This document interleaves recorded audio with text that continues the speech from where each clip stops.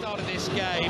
Yahia Atiat Allah comes in at left-back and Jawad El Yamik as the right-sided centre-back for Morocco. You can tell that Portugal have kicked off because all the Moroccan fans, as soon as Portugal have taken control of the ball, have started the whistling and the cheering, and you can rest assured that will probably continue for a large part of this game. Morocco are named as the home team, so they're effectively in home kit.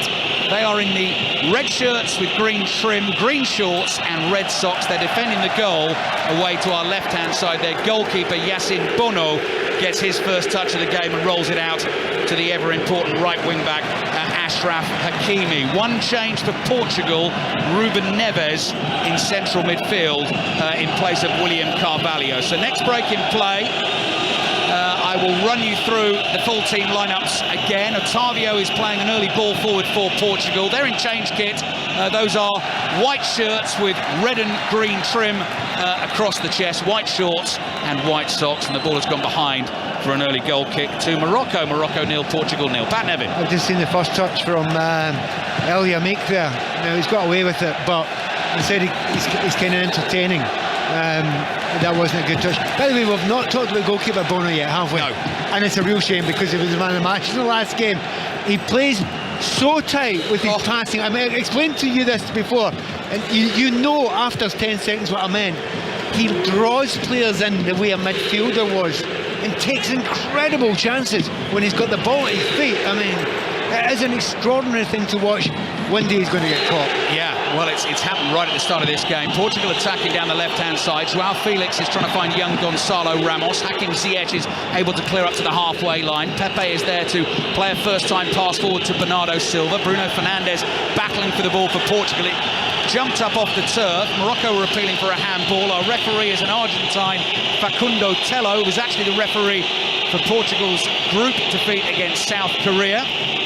So if they're worried about bad omens, that is not a good one for them. I'm sure they're not bothered. He is all in black. He wasn't interested in the handball shout, and Portugal back in possession again as well, Pat, very quickly. What about the attention? I mean, I saw this in the last game against Switzerland. The photographers all aiming the lenses at Cristiano Ronaldo. Well, you've got in the anthems, you've got all the players, you've got these beautiful photographs. They've all got their back to them. They're all just pointing their lenses straight at Ronaldo on the bench. They're not interested in anything else, which is a real shame, but it's understandable. That's the picture the editors want. Throwing Portugal then on the left-hand side. They're going to take that quickly. They throw the ball back into their own half. They have it, and so the whistles and jeers start again. It's a good noise, isn't it, though? Very good if you're a Moroccan player out there. You will feel wonderfully backed by those fans, as they have been throughout this tournament. Pepe's on the ball inside his own half. Rolls the pass across to his centre-back partner, Ruben Dias. Dias just short of the halfway line. Ball played into midfield to Ruben Neves with the longer hair tied back. Portugal playing very patient possession passing inside their own half, and then Bernardo Silva drops deep and starts to pick up the pace down the right. Sliding challenge on Diogo Dalot. He's gone down. The assistant referee eventually has flagged for a foul. Portugal will get the free kick. There's been an early goal in the Championship in the game between Swansea and Norwich. Here's Chris Coles. What a start for Norwich. A goal inside the first minute for the visitors, scored by Teemu Pukki. So often in the right place at the right time. And there he was, 2 yards out to tap in off the crossbar. Swansea 0, Norwich 1. That might put a smile on Chris Sutton's face. Early lead for Norwich in the Championship. A couple of full times. Blackburn 1, Preston 4, Rotherham 1, Bristol City 3. Free kick for Portugal, and it comes into the box. Diving header, and Bono is there. Throws himself to his left-hand side to make the save with both hands, and Joao Felix very nearly gave Portugal the lead. I have a suspicion that Bono's going to have to be man of the match again if they're going to do it, because he's under massive pressure right at the start there. And again, he's done very well to save that one. Pat Nevin with us on 5 Live, BBC Sounds and the BBC World Service across Africa. 7 o'clock full commentary tonight on France against England, playing for a place in the semi-finals to meet the winner of this one. Corner for Portugal, curled into the near post. Good header away by the centre-forward En Nassiri.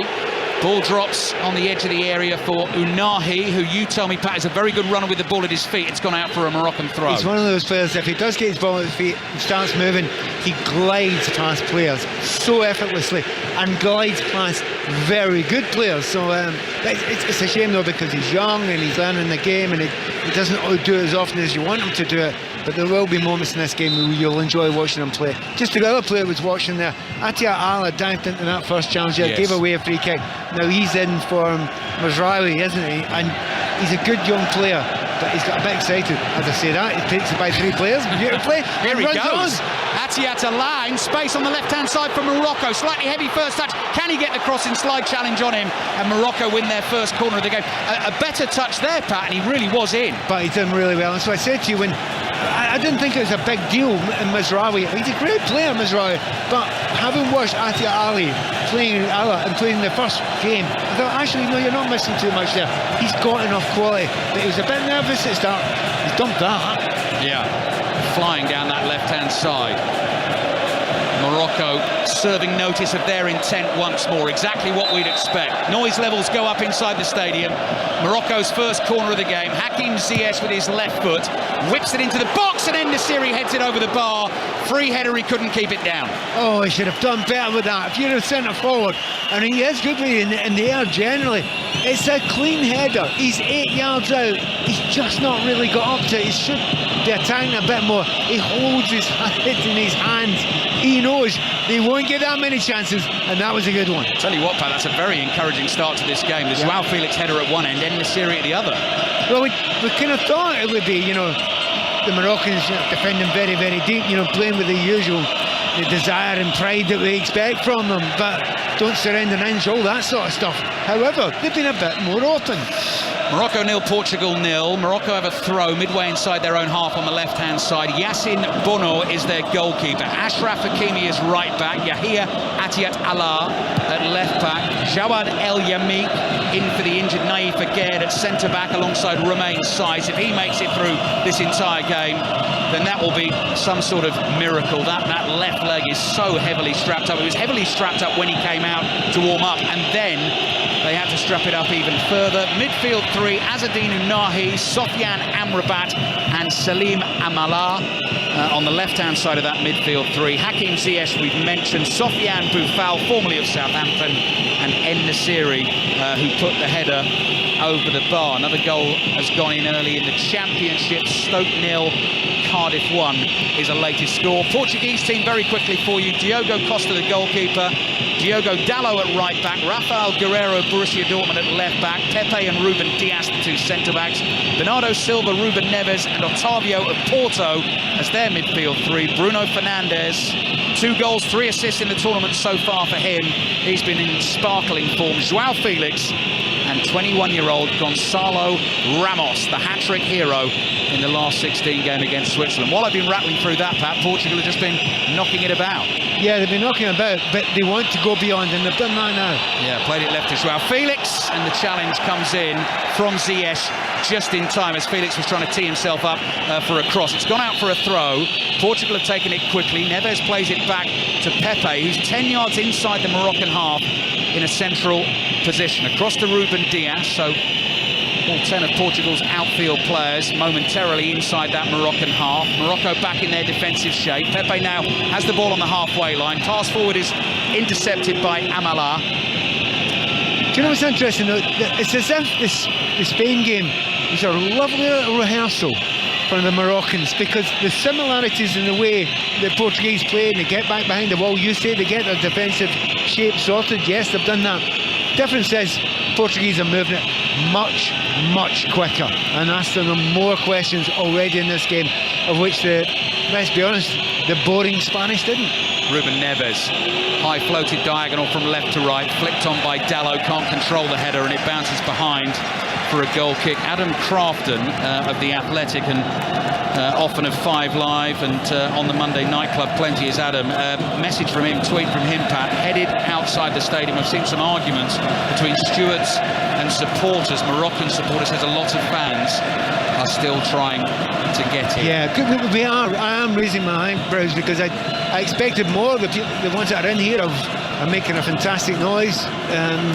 And I think, you know, certainly if it wasn't for Costa or some problem outside, this place would be, you could fill it twice with Moroccan fans. Joao Felix brings the ball down. He's tackled on the edge of the Moroccan penalty area.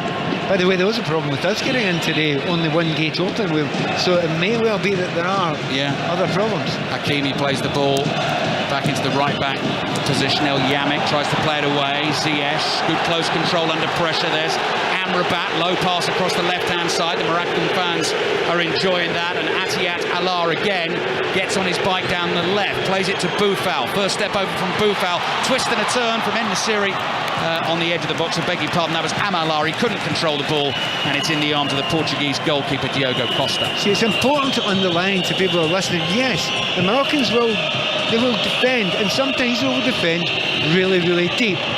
But they're not dull, they're not boring, they're not just, you know, parking the bus, you know, right in front of their goal. They will try and attack. My analogy was before, if they were from the animal kingdom, it would be a team of cobras.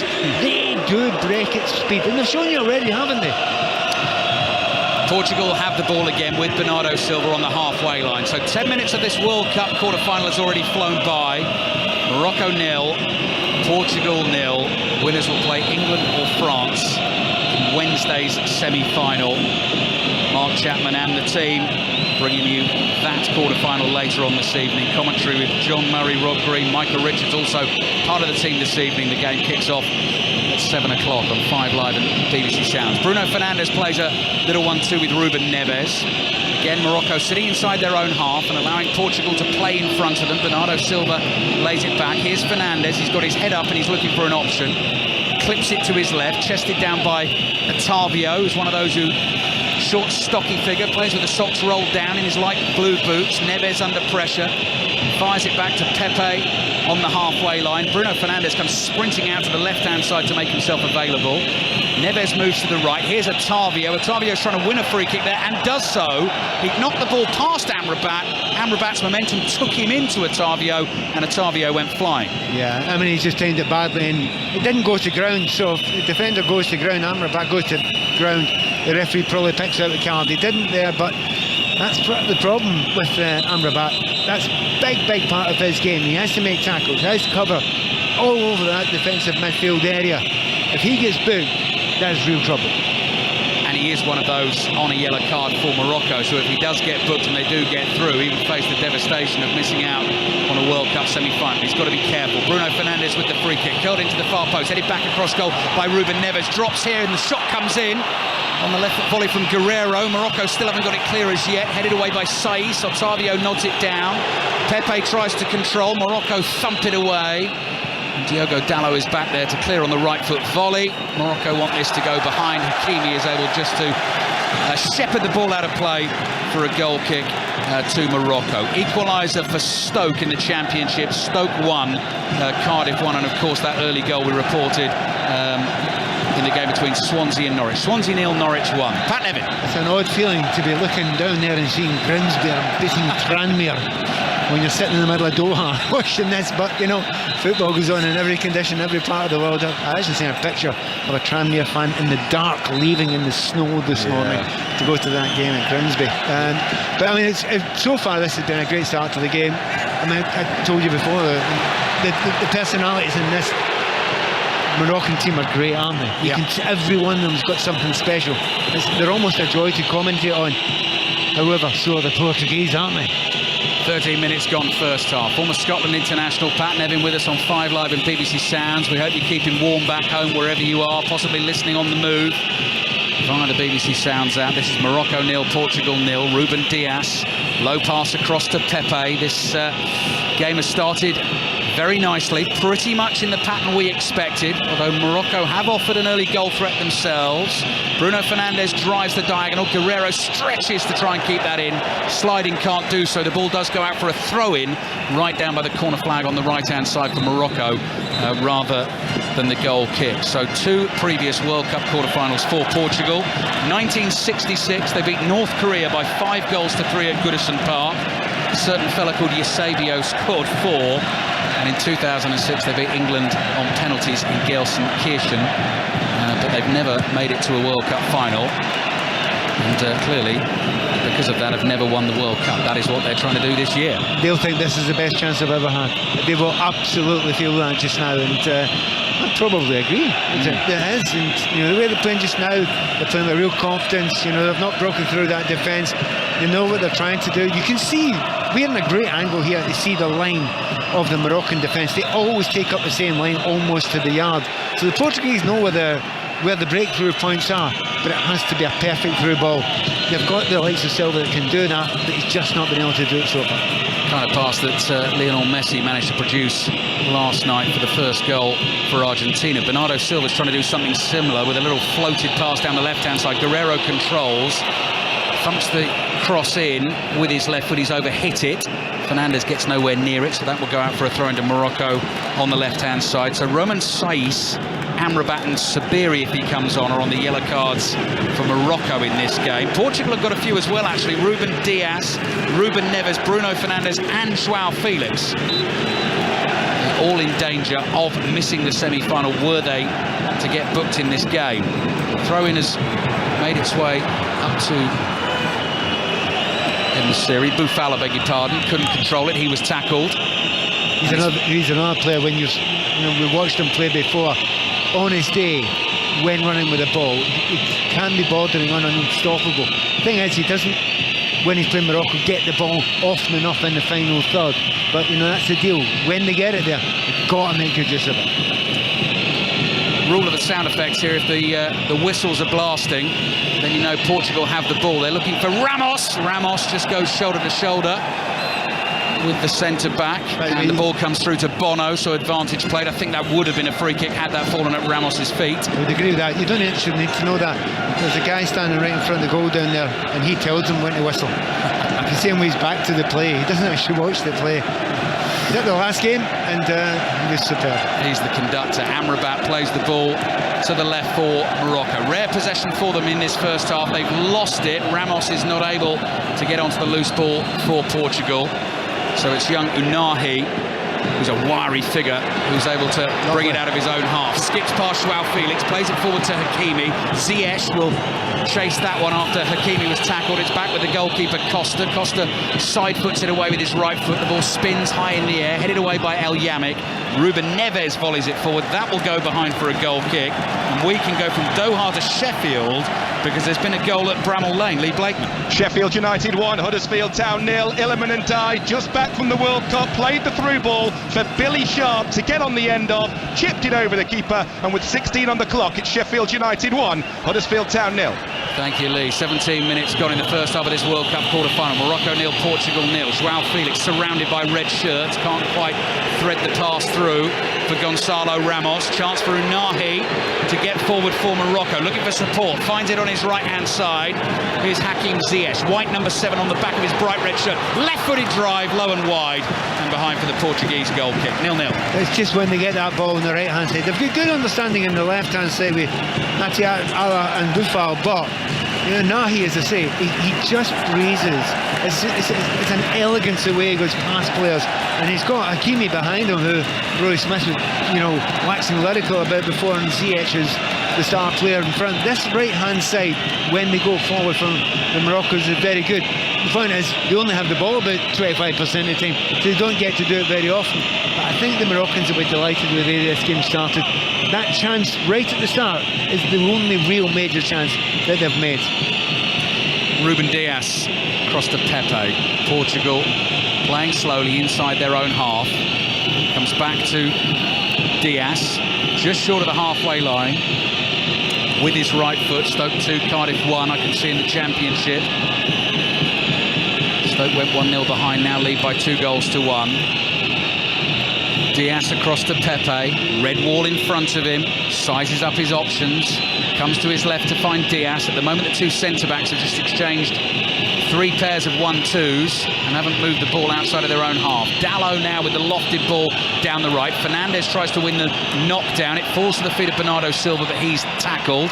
Atiat Allah under pressure, down by the byline. He's managed to keep the ball in play, and Morocco have done brilliantly to work that up the left-hand side, and win themselves a free kick. Was that Boufal with the magic on the left? Yeah, honestly, now and again they do these pieces of skill that are just a joy, and I'm absolutely desperate to see a replay of it here. And of course the director's not a football man because he just shows the foul.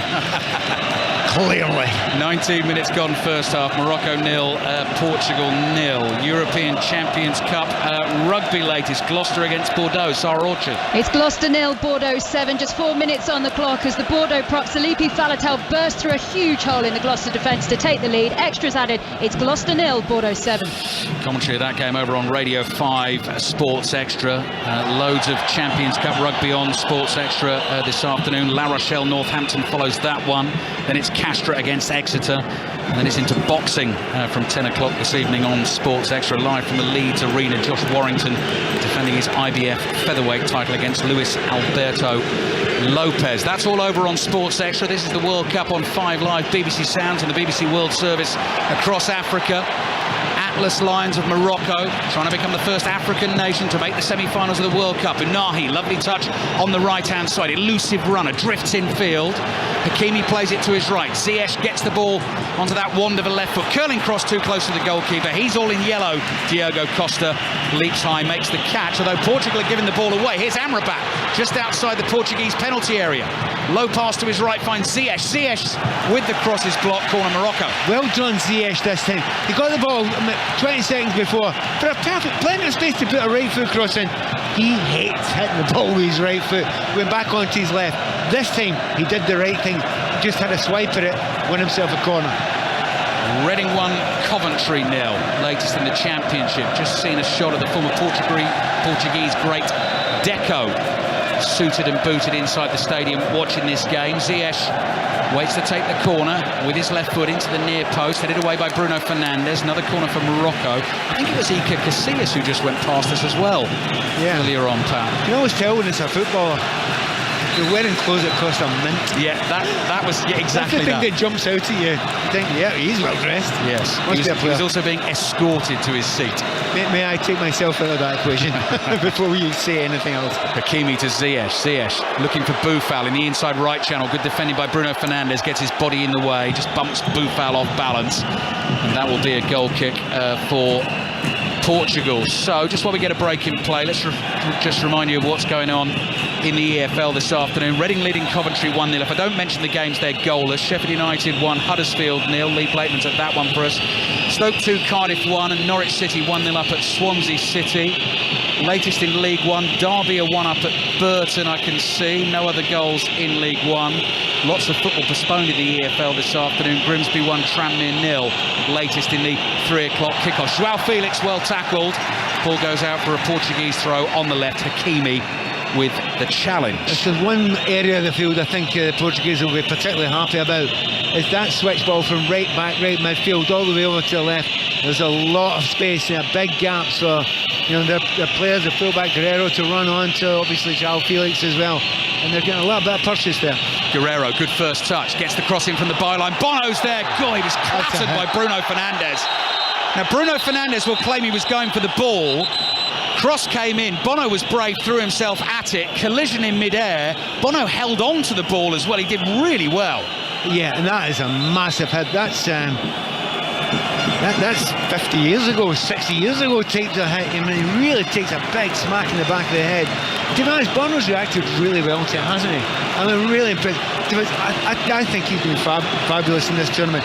I don't see any other goalkeepers playing like him. He plays like a midfielder with the ball at the feet. This is a really odd thing, doesn't he? You made that point, Pat, right at the start of the game. Just as he was in his penalty area, I think there were 3 Portuguese players around, and they're within 2 yards of him. And he's not phased. He's not phased, and he's holding on to it. And he makes saves. He makes the normal ones, but sometimes he moves in mysterious ways as well. He gets across the ground and he just looks great. It looks as if he just wants to play, doesn't he? He doesn't want to hit the ball. He just let me play a little bit here. Yeah, made the penalty saves, of course, in the shootout against Spain from Soler and Busquets, and Sarabia hit the post. That is why Morocco are here in this quarter-final. Otavio hoists the ball forward. It's over the head of João Felix. He was a joy to watch, actually, against Switzerland in the last 16. Hakimi tries to bring the ball down the right. Tackled by Bernardo Silva.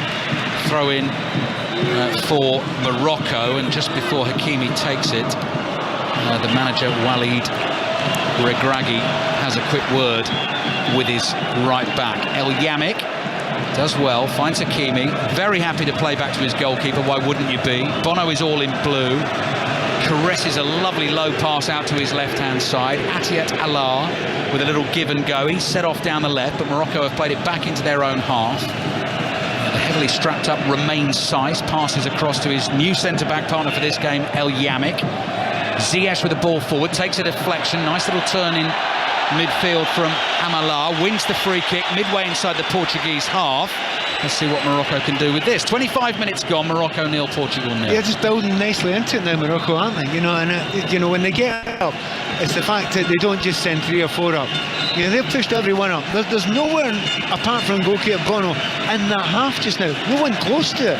Every single Moroccan player's gone up there and said, right, when we get our chances, we're going to have a goal. And it's about the quality of the ball from Ziyech here. Let's see what Ziyech can do. Fairly straight one, little flicked header is well wide in the end of Costa's goal. It's En-Nesyri again who gets on the end of it. That's 2, and they're clean headers, they're clear headers. You don't expect that from, obviously, Diaz, but Pepe in particular. I mean, he doesn't let many people get easy headers on goal when he's on duty there, so slightly surprising that he's managed to get himself free twice already. En-Nesyri's not been scoring loads of goals for Sevilla in recent times. Does have one in this World Cup, scored in the 2-1 win against Canada. The ball loose on the halfway line. Bernardo Silva wins the 50-50. All he can do is hack the ball downfield. Bono, the goalkeeper, outside his penalty area, plays to Saiss, across to Atiat Allah, and back it comes to Bono again, who controls it with his right foot. He likes to pass with his left. He wears a short sleeve, bright blue goalkeeping top, black gloves. He's played the ball to his right. El Yamik plays it down the right, and if he was as good as Bono, he would have kept that in play. And the weird thing is, there's a man on him closing him down. He's like, if you think of a central midfielder, deep line midfielder, it doesn't matter if there's a man on him, still want the ball. Yeah, mate, but you're the keeper. It's not supposed to do that. It's a bit like Jorginho. Don't care if you got a man on the ball. I want it. Yeah. And that's your keeper. Like this man as well, Bernardo Silva. He's on the ball. En-Nesyri closing in. Bernardo Silva waits for him to make the challenge. Passes to his left to Guerrero. Back it comes to Ruben Diaz. Diaz with his left foot plays across the halfway line to Ruben Neves. Just about 20 minutes left in the first half here. Morocco 0, Portugal 0. João Felix with an early header saved by Bono, but at the other end, En-Nesyri heading over with a clear-headed chance, actually, from a Moroccan corner. Ruben Neves on the ball, plays back into the penalty area. There's the goalkeeper Costa, quickly sweeps the ball out low with his right foot. Bruno Fernandes drops into central midfield, plays the ball to Guerrero. Guerrero sees the run of Otavio. Bernardo Silva's first time pass, well read by El Yamik. Bernardo Silva wins the ball back. Bruno Fernandes is onto it. You know, we talked beforehand about Gonzalo Ramos. Hasn't had a sniff, has he? He's not had a chance. He's hardly get the ball played to him. And I don't know how much you can blame that on him. It's the fact that he's been so well marshalled and there's very little space to run into there. Yeah, Gonzalo Ramos gets the start. You've probably heard the news. Cristiano Ronaldo, for the second time in a row, is on the bench. Bruno Fernandes dribbling the ball forward, plays it to his right. Ruben Neves in the challenge with Boufal. The ball breaks for Pepe just inside the Moroccan half. Here's Otavio. Otavio across to Neves. Neves' first-time ball finds Ruben Diaz. Fernando Santos, the Portuguese manager, just trying to wave his team up the pitch a little bit here. Bernardo Silva plays back to Pepe. The whistles continue. Portugal's possession continues. Bernardo Silva. Unahi closes in. Bernardo Silva scurries to his right, plays to Neves, forward to Fernandes. Fernandes turns out of trouble, still moving with the ball from right to left. Lofted pass beyond Guerrero, and it skips harmlessly behind for a goal kick to Morocco. Do you know what? And it's a complete mirror of what Spain did time and time and time again against Morocco. You have lots of the ball, you hear the kind of antagonism, and then eventually they try and push something a little bit. A ball that's never actually on, and they try and push it in the end because they're getting a little bit frustrated. If you're a defensive coach, you're saying, I love that, that's brilliant. You've just done that perfectly there, yet again. Stadium has filled up. There are still some empty seats around. We can see people still drifting in. Yeah, it's much, much closer to full. But the noise has been brilliant right from the start. You can now see the Moroccan fans. I was going to say up their end, but once again, they've got both ends, haven't they, behind the goals? They do. There's just that little pocket of Portuguese fans away to our right. In the series header to his left, intercepted by Portugal. Neves lobs a pass up to Dalot. Dalot plays it down the line for Bernardo Silva. Can't keep that in. Throw in Morocco on the left. You just wonder how frustrated Portugal start getting now. You know, when the last game they played this beautiful, magical football. I mean, we've been here before with Brazil. You know, they have one amazing game and everyone thinks, wow, this is it. And then the next game is actually a bit dull. It's a bit quiet. It's harder to do that against organised competition. Given away by end the series. João Felix can't do too much with it other than keep it for Portugal. Plays across the halfway line to Guerreiro. So the whistling starts up again. Neves. Chip ball over the top, looking for Ramos, headed away by El Yamic, falls to Felix. Oh, deflected, and I thought that was heading in. It's glanced the side netting. It's gone behind for a corner. And João Felix goes close again. Yeah, you just got to get lucky there sometimes, a few of the Moroccans there. But he smacked that. Keeper's gone the wrong way. As you say, it could have gone anywhere. Lovely hit by João Felix. Outside his right foot, could have been curling into the top corner. But it curled into the other top corner, but just missed going in. Sure, we're bound to see Cristiano Ronaldo at some point in proceedings this afternoon. On the bench, fifth and final World Cup for him. Corner taken for Portugal. No. Guerreiro curls it in. No, they didn't wait till the whistle goes. So we're going to have to go again. It's quite clear that the referee had his back to it and he just played it. And if the referee said, "You're not hear the whistle," I mean, well, there's about 25,000 of them here, mate. 15 minutes to play in the first half. Pat Nevin enjoying the World Cup action with us here in the Ufamama Stadium, just south of Doha. Same corner to Guerreiro from Fernandes, into the near post, volleyed away. Ziyech tries to control it with his head, can't do so. And it goes out for a throw-in to Portugal on the left. Bruno Fernandes gets ready to take that. Ball held above his head for a few seconds, slings it down towards Ruben Dias. One bounce into the Manchester City centre-back, and quickly Portugal have worked it cross to the right-hand side. Dalot to Bernardo Silva.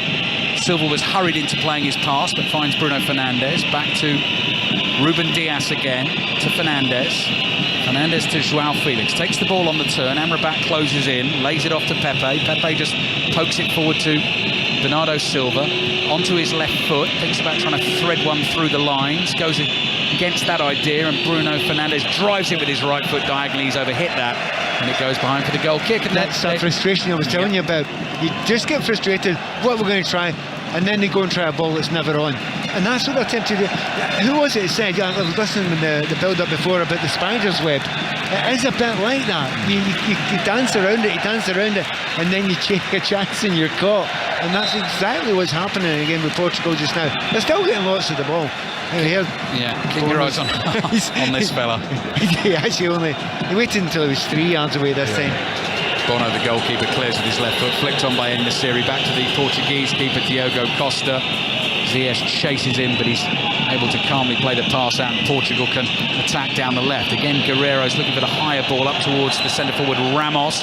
Offside flag up against him. If Ronaldo does get onto the field, a couple of individual milestones to look out for. The stats tell us he will equal Kuwait's Badr Al Mutawa for the record of international caps all time. Ronaldo will be winning his 196th cap. It'll be a 22nd World Cup appearance, which is not far off the record held by Lothar Matthäus.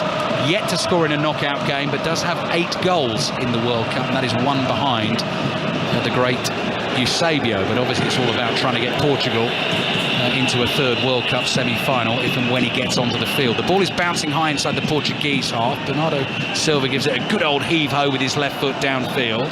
El Yamic chases it back into his own half. Thought about going back to his goalkeeper. Thinks that avenue is cut off. Plays down the right to Hakimi. Hakimi's got João Felix breathing down his neck. Uses the keeper this time. Bono clears with his left foot. Lovely layoff from Ziyech. And it falls at the feet of Unahi. Moroccan fans getting excited. Unahi drives forward. Good vision as well. Fires the pass out to his left-hand side. That's Amala on the ball. Amala lays it off to Atiat Allah. There's the cutback. Amala drives the shot on the half volley over the bar, and that'll be a goal kick for Portugal. Many red shots in the box there. 6 of them in the box.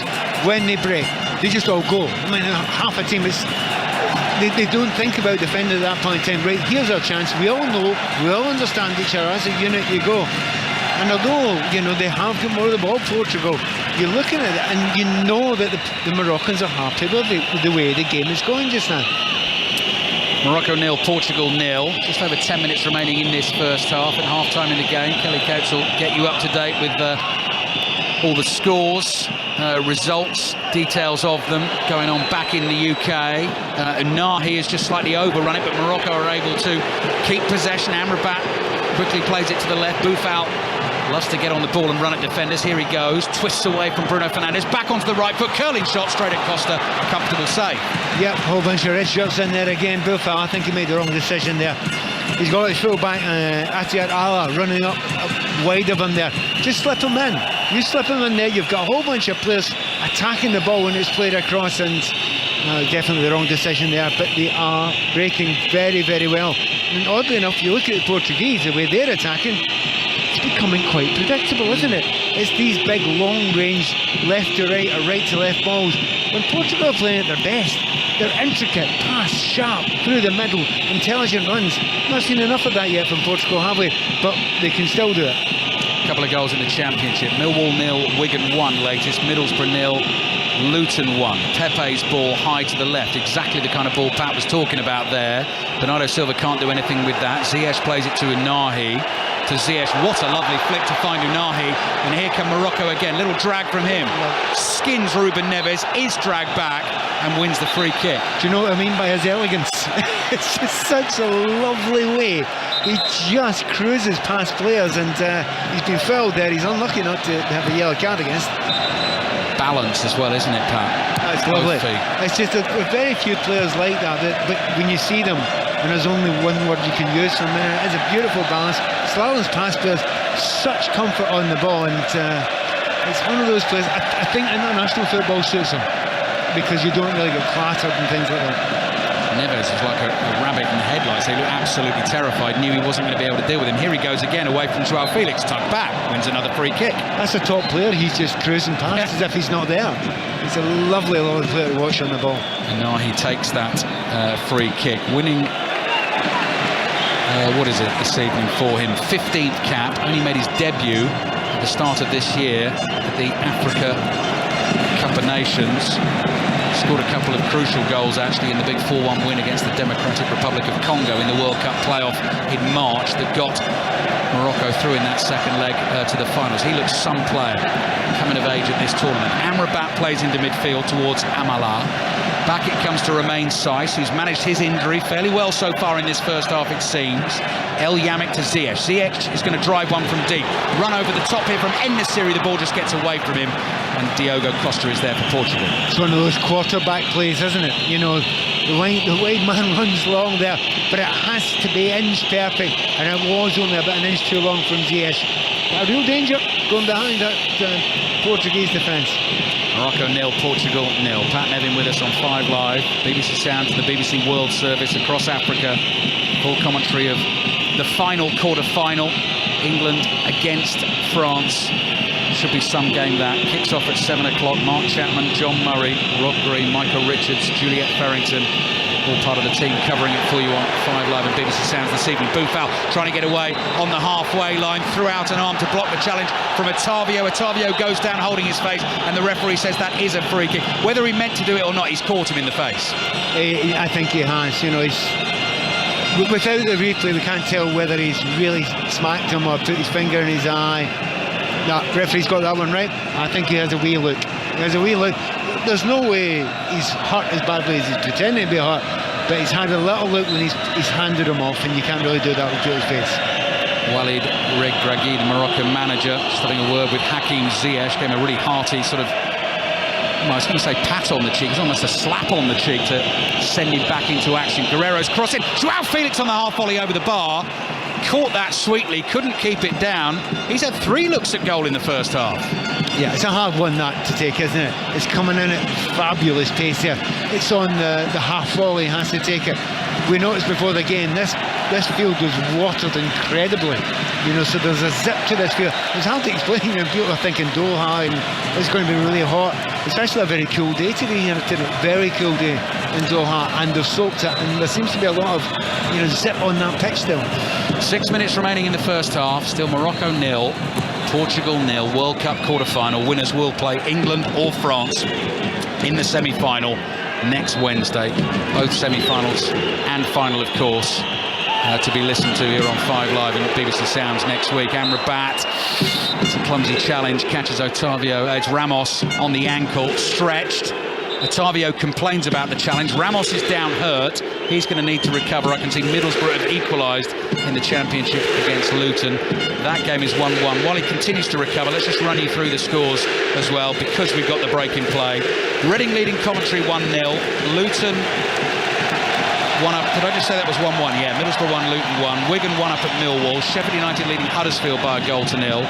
Stoke 2, Cardiff 1, and Norwich with the early goal still 1-0 up away to Swansea.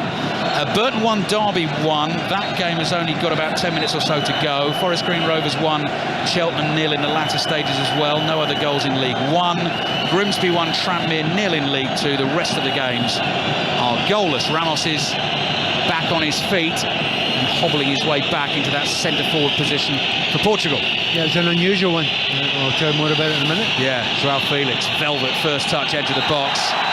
Good challenge on him by Hakimi. Just watched the ball there, didn't watch the man, and the offside flag was up anyway. Yeah, I mean, Hakimi, he's a class act, isn't he? He doesn't give much away. Very few players get by him. In a one-on-one, he's got great pace, really comfortable. Actually allows a wide player to get the ball, as if to say, look, I'll overcover with my centre-backs and give them some help. You can get the ball, because I'm going to get it off you.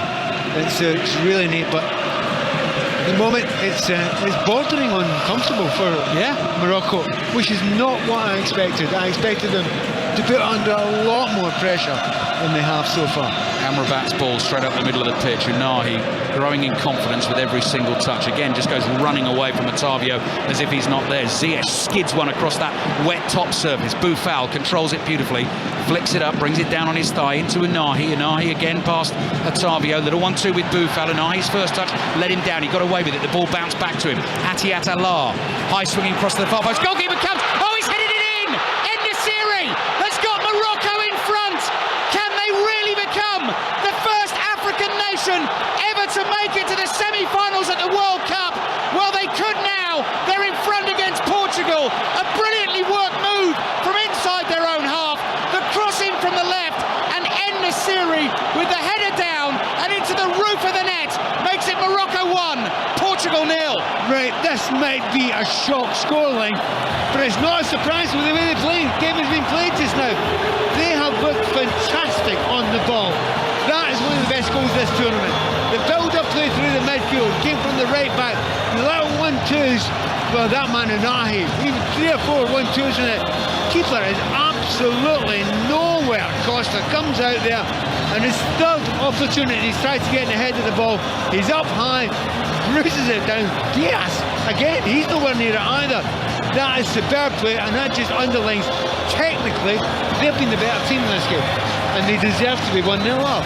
What a leap from Yusuf En-Nesyri, and funnily enough, the next camera shot we get is of the man who really does have a prodigious leap and has scored plenty of headers throughout his famous career, and I think Cristiano Ronaldo appreciated that bit of skill as well. What a finish, but what a team goal, as Pat Nevin says. Diogo Costa came and got nowhere near it. En-Nesyri was brave, and it has Morocco in front. Do you know, and the odd thing is, Morocco don't have to change now. Just keep on playing exactly the way you're playing just now. Yeah, defend deep, do exactly the same things. Don't move, don't budge, and break when you can. Ruben Diaz, ball into the Moroccan penalty area, headed away, bounces down. Diogo Dalot nods it to his left. Amrabat is there. Pressure really on Portugal now. Still plenty of time to try and get back into the game, but they're panicking a little. Ruben Diaz has tugged back at En-Nesyri here. Free kick for Morocco. En-Nesyri saying, wait a minute, I was away there. You should be getting your card out there, because when they beat him and missed it, to be honest, En-Nesyri's absolutely 100% right there. That should have been a yellow card. He's causing all sorts of problems, isn't he? For two defenders that are top quality defenders. Millwall 1, Wigan 1. Again, how funny, how incongruous it seems to be giving you that scoreline inside this stadium with this atmosphere, with what is going on. The winners of this quarter-final, we'll keep repeating it, will play the winners of the England-France game this evening. At the moment, that would be Morocco. They would be the first African nation ever to make it through to a World Cup semi-final. So not only historic for them as a country, but historic for the continent as well. Bruno Fernandes, oh, it's hit the bar! Right-footed drive from an impossible angle, lobbed Bono, and luckily for Morocco, it's come crashing back off the crossbar. He's meant that.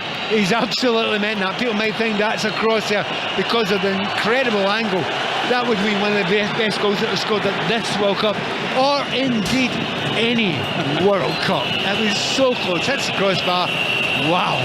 Vision and execution of skill of the highest standard from Bruno Fernandes, who is in brilliant form at this World Cup.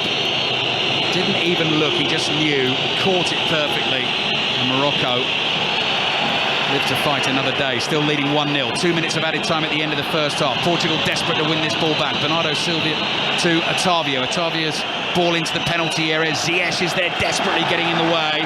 Morocco managed to clear. It goes out for a throw-in on the left for Portugal in an attacking position. Right, they turned up the heat a wee bit, Portugal now. You can tell they know what they need to do. Oh, Otavio's pass beyond Joao Felix. Otavio's down inside the penalty area. Oh, hang on. Hakimi's told him to go and get up. Had a little word with him. Otavio has now reacted as if Hakimi has caught him. He seems to be making a heck of a lot of that. We'll have to have a look on the replay. Well, this would be really sad. And either way, it's going to be sad. He's looking for... There was a little drag back in the box. I think that's a penalty kick. I don't think you can do that. I think Hakimi's completely and utterly wrong there. And he's been dragged down. Do you know, both of them have behaved ridiculously there. And both of them have dragged each other off the ball completely. And whether there's a stamp or not, that's what we're waiting to see. There's no angle that shows that just now. And the referee's saying, what's he saying? Get on with it? Play on. Yeah, they've had a look. I'm so delighted with that. But that could have been a penalty kick. Here's Joao Felix, edge of that Moroccan penalty area. Finds Bruno Fernandes. He goes down. Referee has a look and wags his finger at Bruno Fernandes and says that is not a penalty. VAR will have another look at that. Bruno Fernandes is absolutely incandescent. He feels that he should have had a spot kick. Play continues for now. Ruben Neves towards Diogo Dalot, looking for Bernardo Silva wide on the right-hand side. Fernandes still chuntering away at the referee. Bernardo Silva then throws himself to the floor as he's tackled. He's a referee for letting things go, isn't he? I mean, that's a couple of drags. He backs and pulls their shots. However, Morocco on the counter-attack. Surely it can't be a second. It could be, Unahi has played it in. Atiat Allah shoots wide and behind for the goal kick. Goodness me, what an end to the first half. Oh, it's incredible. I mean, he's hammered up the left-hand side. That's the left row back there. There is a cut back into the middle. I wonder what the referee's going to say. Is he going to have a look at the review? No, he doesn't. No, it doesn't want it, does it? But Bruno Fernandes almost put his hands on the referee there. I mean, he will not accept the decision. No, he's not having it. I've seen it. That's what he's saying. I was there. I was closest. I can see it. I don't want to know. I'm refereeing this game. And the video assistant referee has clearly decided. Not a clear and obvious error. There were a couple of things to look at there. The initial one was Hakimi on Otavio. Bruno Fernandes is in a right strop here. I mean, he's got to be really careful here, Bruno Fernandes, because he is on a yellow card from a previous game in the tournament. If he gets another booking and Portugal will go through, then he will miss a semi-final. The half-time whistle has now blown. The entire Portuguese team are surrounding the officials at the moment and complaining about decisions they feel have gone against them at the end of the game. So, Pat, there were a couple there. So Otavio ran into the penalty area. Hakimi gave him a late tug back on the shirt. He wasn't on the ball, though, but that does not matter. It's not important. You drag a player by the shirt in the box there, it should be a penalty kick. Referee didn't give it. So that's the first one. Second one, there was a little sort of confrontation between the pair of them on the ground. The VAR's obviously had a look at that. We're still yet to see the replay of the Bruno Fernandes one. I mean, he seems to be 100% certain he should have had a penalty there. Yeah, and it's a shame though, because it's been a bit of a problem here. We have got lovely monitors here, but whoever's directing them isn't giving you the information that you need to get for these sort of things. They'll do lovely close-ups of people in the crowd, but they won't give you the important replays. History beckons for this incredible Moroccan team. They lead Portugal by 1-0 at half-time, end the series with the header. Kelly Cates, I just feel we might have a little bit more drama on the way. Well, more drama. I'm not sure there could be much more drama than there was in that first half. Certainly towards the sort of last, 5-10 minutes, Pat. They really saved it all up, didn't they? I think, yeah, I mean, it was building before that. You know, it was definitely building before that. And you could see the way the game was beginning to go.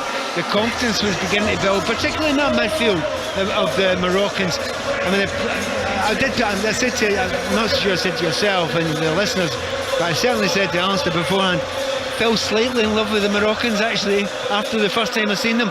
The reason being they play beautiful football, they've got incredibly skillful players, the heart and desire is absolutely brilliant as well, and the organisation's good, and the expectation has been very, very low so far. But they have grown more since then. They believe in themselves more than I thought they were going to believe in themselves today. And I honestly think they think, wait a minute, we should be ahead here, and we're not going to sit in this. So yeah, it's got better and better and better. I expect it to improve further in the second half. The other thing is that as much as they're offering going forward, they are an incredibly frustrating team to play against. And you can see that in Portugal, not just with the reaction to the 2 penalty shouts that they feel that they had, but just in the way they're reacting, even with the whistling from the Morocco fans every time that Portugal have got the ball.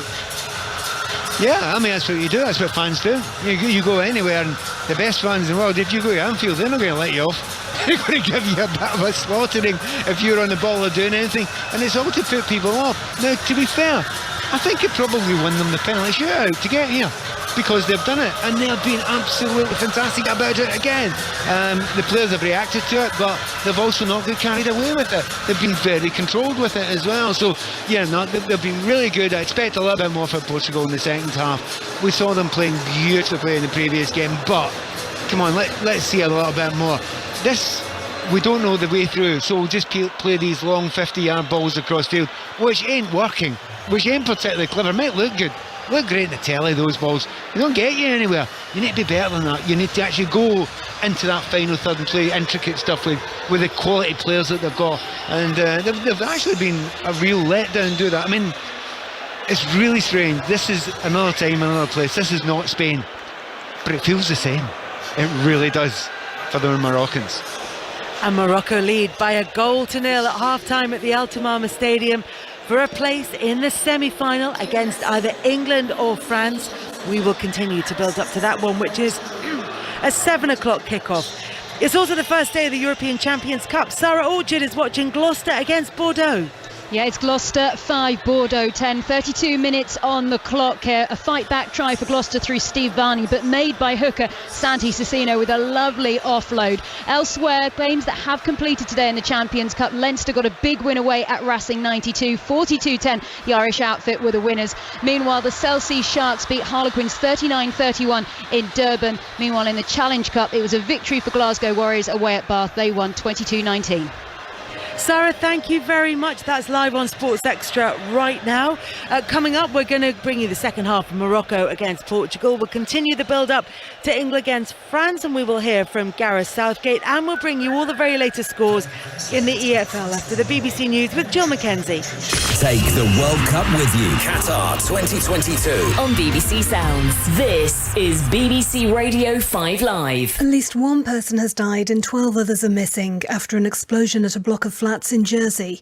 The police were called to St Helier just before 4 o'clock this morning. 2 people are being treated in hospital, and the search and rescue operation is expected to take days. Jersey's Chief Minister is Christina Moore. Our condolences go to the families who are affected, and we're all thinking and praying for those who are worried about their loved ones. We all share in their concern. We, of course, want to make sure that everybody reacts quickly, and I'm really proud of our emergency services and their huge ability to step up to the challenges that present themselves. Kwasi Kwarteng says he got carried away when he announced a huge package of tax cuts as Liz Truss's Chancellor. He's told the Financial Times his biggest regret was being too impatient with the mini-budget. Flights have resumed at Manchester Airport after both runways were closed briefly this morning because of snowfall. Several flights had to be cancelled or diverted. The Met Office has issued yellow weather warnings for snow and ice for parts of the UK over this weekend. And the Heidi High star Ruth Maddock has died at the age of 79. She'd been in hospital, having had surgery after a fall earlier in the week. Ruth was best known for playing the chief yellowcoat Gladys Pugh in the Holiday Camp sitcom and also starred in Little Britain. On BBC iPlayer. It's about a woman who went missing a long time ago, in 1974. The odds are we won't find answers. Based on the novel by J.K. Rowling. All I want from you is straight answers. The day she disappeared, she said she wanted to talk about something urgent. Strike. Troubled blood. I don't care if it's been half a century or half an hour. That man has to pay for what he did to her. If anyone asks, I'll say you should be here till you rot. Starts Sunday night on BBC iPlayer. BBC 5 Live. The FIFA World Cup, Qatar 2022 with Kelly Capes. At half-time at the Altamama Stadium in Qatar, it's Morocco 1, Portugal 0 for a place in the semi-finals of the World Cup to face either England or France. They kick off at 7 o'clock.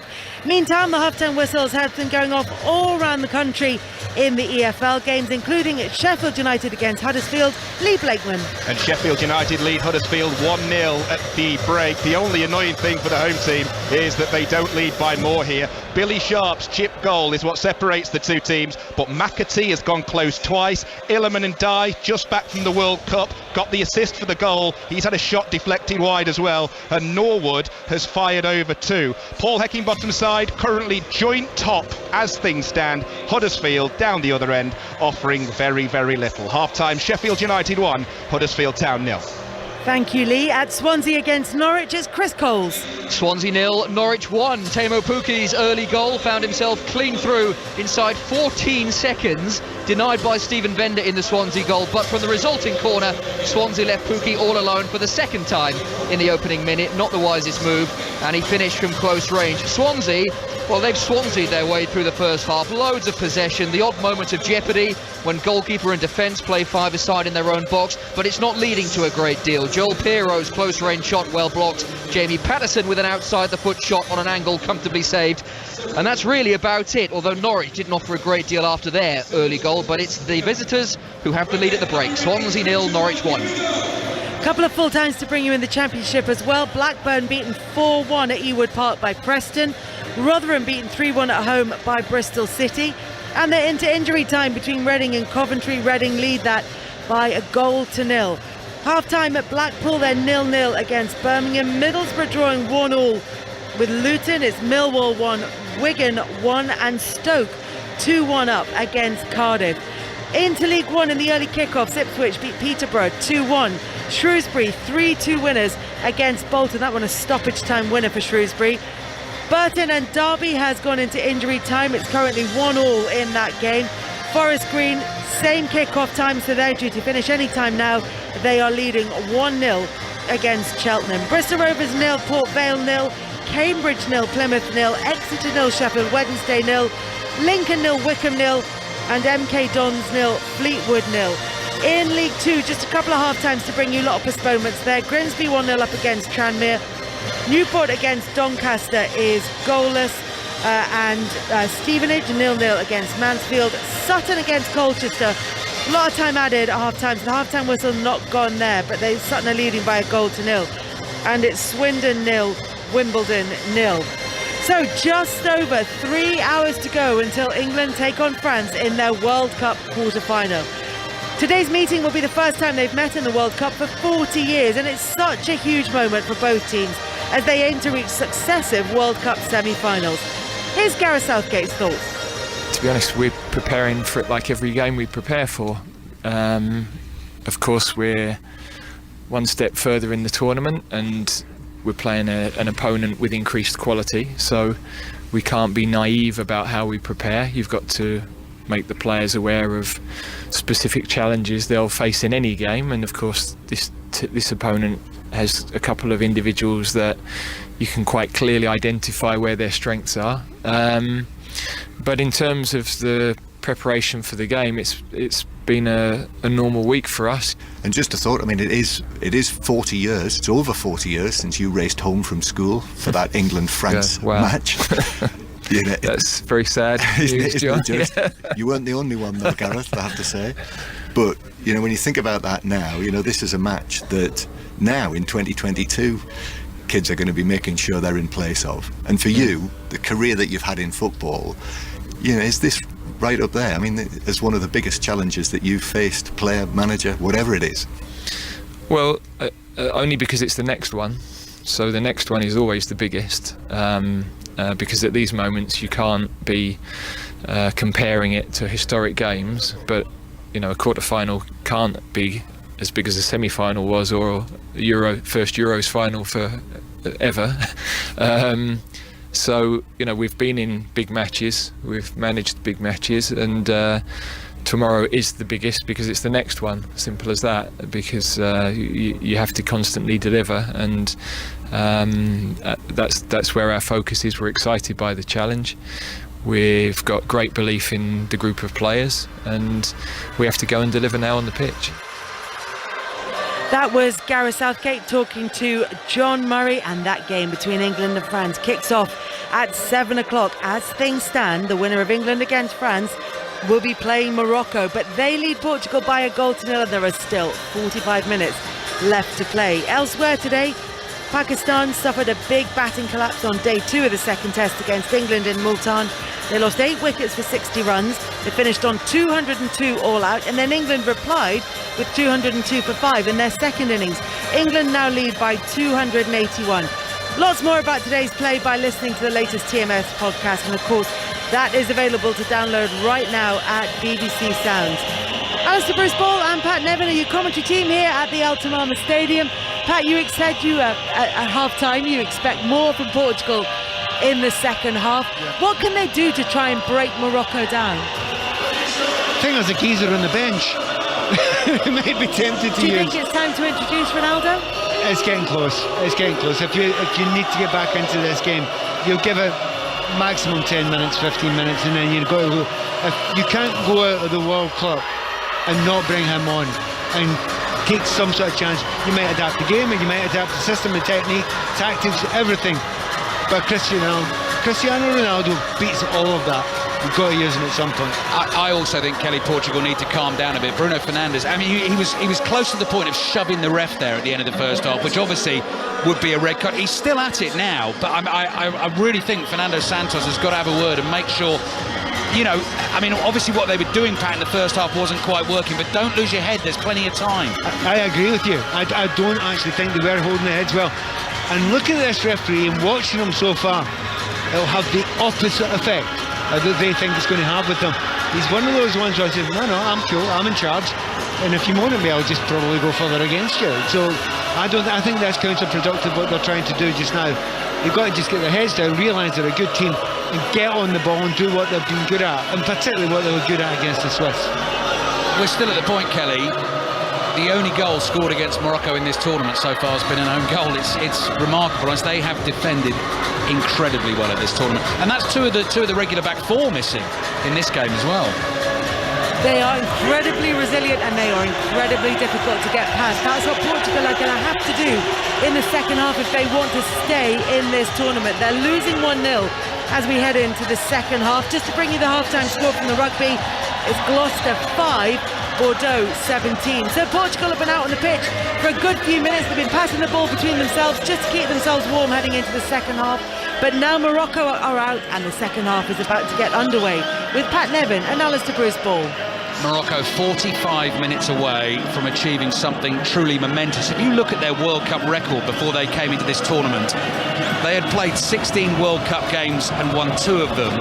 They've already won 3 here, beating Belgium and Canada in the group, knocking Spain out on the penalty shootout. Now they lead Portugal by a goal to nil in the quarter-finals. That is where Cameroon lost to England in 1990, Senegal lost to Turkey in 2002, Ghana so cruelly beaten on penalties by Uruguay in 2010. Is this the time for an African nation to get across the line, to get through to those World Cup semi-finals? Portugal are certainly going to test them in the second half, and I think, Pat, you're absolutely right. We are going to see Cristiano Ronaldo sooner rather than later. I was wondering, will they go and ask him to warm up? You know, it's a big call to do that on his own. No, you don't do that. You just get them all to warm up. Get 5 or 6 of them to warm up. Cristiano should be one off. He is. I can see him down there. He is jogging haughtily, holding himself upright, just running up and down that touchline away to our right-hand side. Meanwhile, the manager, Fernando Santos, has hands in pockets of the dark blue suit. His team is behind. Second half is underway. 5 Live, BBC Sounds, and the BBC World Service across Africa. We hope you're enjoying this one at the moment. Morocco leading Portugal by a 0-0. Portugal in all-white kit with a red and green band across the chest of the kit. They're playing from left to right in this second half in the Ufamama Stadium. And Morocco, the Atlas Lions in the bright red shirts, green trim, green shorts and red socks. Portuguese possession early on in the second half. Pepe finds Neves. Ruben Neves whips one out to the right. Dalot gets there, crosses in. That's blocked. I think it'll go behind for the corner. It will. So early Portuguese corner in the second half. And that's what they need to do right at the start of the second half. And the first half didn't matter if it was minute 1, minute 40, minute 45. They were absolutely up for it, the Moroccans. And they need to do it all the way through for the next 45. Bruno Fernandes, away swinging corner. Portuguese player Pepe is down inside the penalty area, claiming for another penalty right at the start of the second half. Again, referee totally uninterested. Getting a bit fed up with this now. I mean, they are now throwing themselves down. Now, so theatrically now. It's actually embarrassing. Saiss had his hand on his back, just as any defender, attacker sort of combination would have in the penalty area, and Pepe's just thrown himself to the floor looking for the penalty. Morocco have now conceded a free kick just inside their own half. Ruben Neves on the ball for Portugal, back into the starting lineup today in place of William Carvalho. Ruben Dias has it just inside the centre circle, plays to his right to find Pepe. Pepe looks up, swings a high pass out to the left-hand side, and here's Guerreiro, who cushions a first-time volleyed pass back to Neves. Guerreiro, low ball into the corner of the box, intercepted. Morocco able to bring it away with Hakimi. Now Morocco clearly will be very, very dangerous on the counter-attack. There's Hakimi. Ruben Neves missed him with the slide challenge. He's up against Pepe. Hakimi will fancy that. He's past Pepe. Pepe's caught him. Free kick, Morocco on the right-hand side. And they're absolutely furious. Pepe's saying, the ball was out there. Well, the referee and the assistant referee are right there beside him. I can't tell from this sort of distance. But you have to calm down and just do the right thing. Pepe's just wiped him out there, taking him out of the plate. Yeah, I think Morocco have got to hope that Portugal do lose their heads. That will only obviously play into their hands. Well, talking about heads, one thing. They've got a cross here. It's a brilliant position for Ziyech to put it in. And if you're El Nesiri, you're thinking, wait a minute, I've already done their keeper. I've already done this in a half. I'm going to attack that. I've had 3 chances so far. I could have another one here. Hakim Ziyech has a laser-like left boot when it's working well. He's over there in his bright red Moroccan shirt. Free kick is about 7-8 yards in from the right-hand touchline, level with the edge of the Portuguese penalty area. He might want to shoot, Alistair. You've just taken the words right out of my mouth, Pat. So let's see if he goes for that near post. Ziyech curls that in towards the keeper. Oh, and he's blocked on the line, and then the rebound goes wide off El Yamik. I'm not sure how much Diogo Costa knew about that. He was going for that near post area. One of those actually sometimes, Pat, when they don't get a touch, they're more dangerous. That is a phenomenally good free kick. Keeper knew nothing about it, did it? It had no one. He just hoped that it didn't touch anyone. He was lucky it didn't. Had he moved at all, that was a goal. He had no chance to react. That was a really, really close thing. Thrilling World Cup quarter-final again after 2 yesterday. 4 minutes gone, second half. Well, they're going to make a substitution, and it ain't the man. No, it's Cancelo who's going to come on first for Portugal. Morocco leading Portugal by a 0-0. Next break in play, I'll just take you through the 2-team lineups again, just to remind you of who's out there for each nation at the moment. Pepe plays the ball across to Ruben Dias. Dias with his left foot goes up the middle of the pitch. Ramos tries to turn it round the corner. No free kick. En-Nesyri is tumbled over. No free kick for that either. Bruno Fernandes on the ball. Red shirts around him. Plays the pass to Otavio. Heavy challenge on Otavio, but the ball was taken there as well. Sofiane Boufal is trying to dribble out of trouble. Hacks a clearance away. Chested down on the left by Atiat Alar. Morocco just struggling to clear their lines down the left. Eventually the ball goes out for a Portuguese throw. Ronaldo's desperate to get on now. They've gotten warmed up, and I'll tell you why. I'll tell you exactly why. They've just had a look at Saiss. Saiss, honestly, he's halting.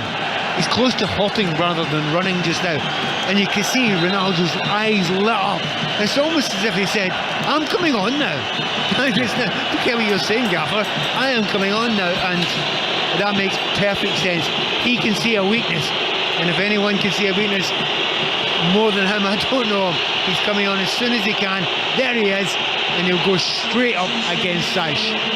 So Cristiano Ronaldo is on for Portugal. The last 16 was the stage for Gonçalo Ramos. João Cancelo is on as well.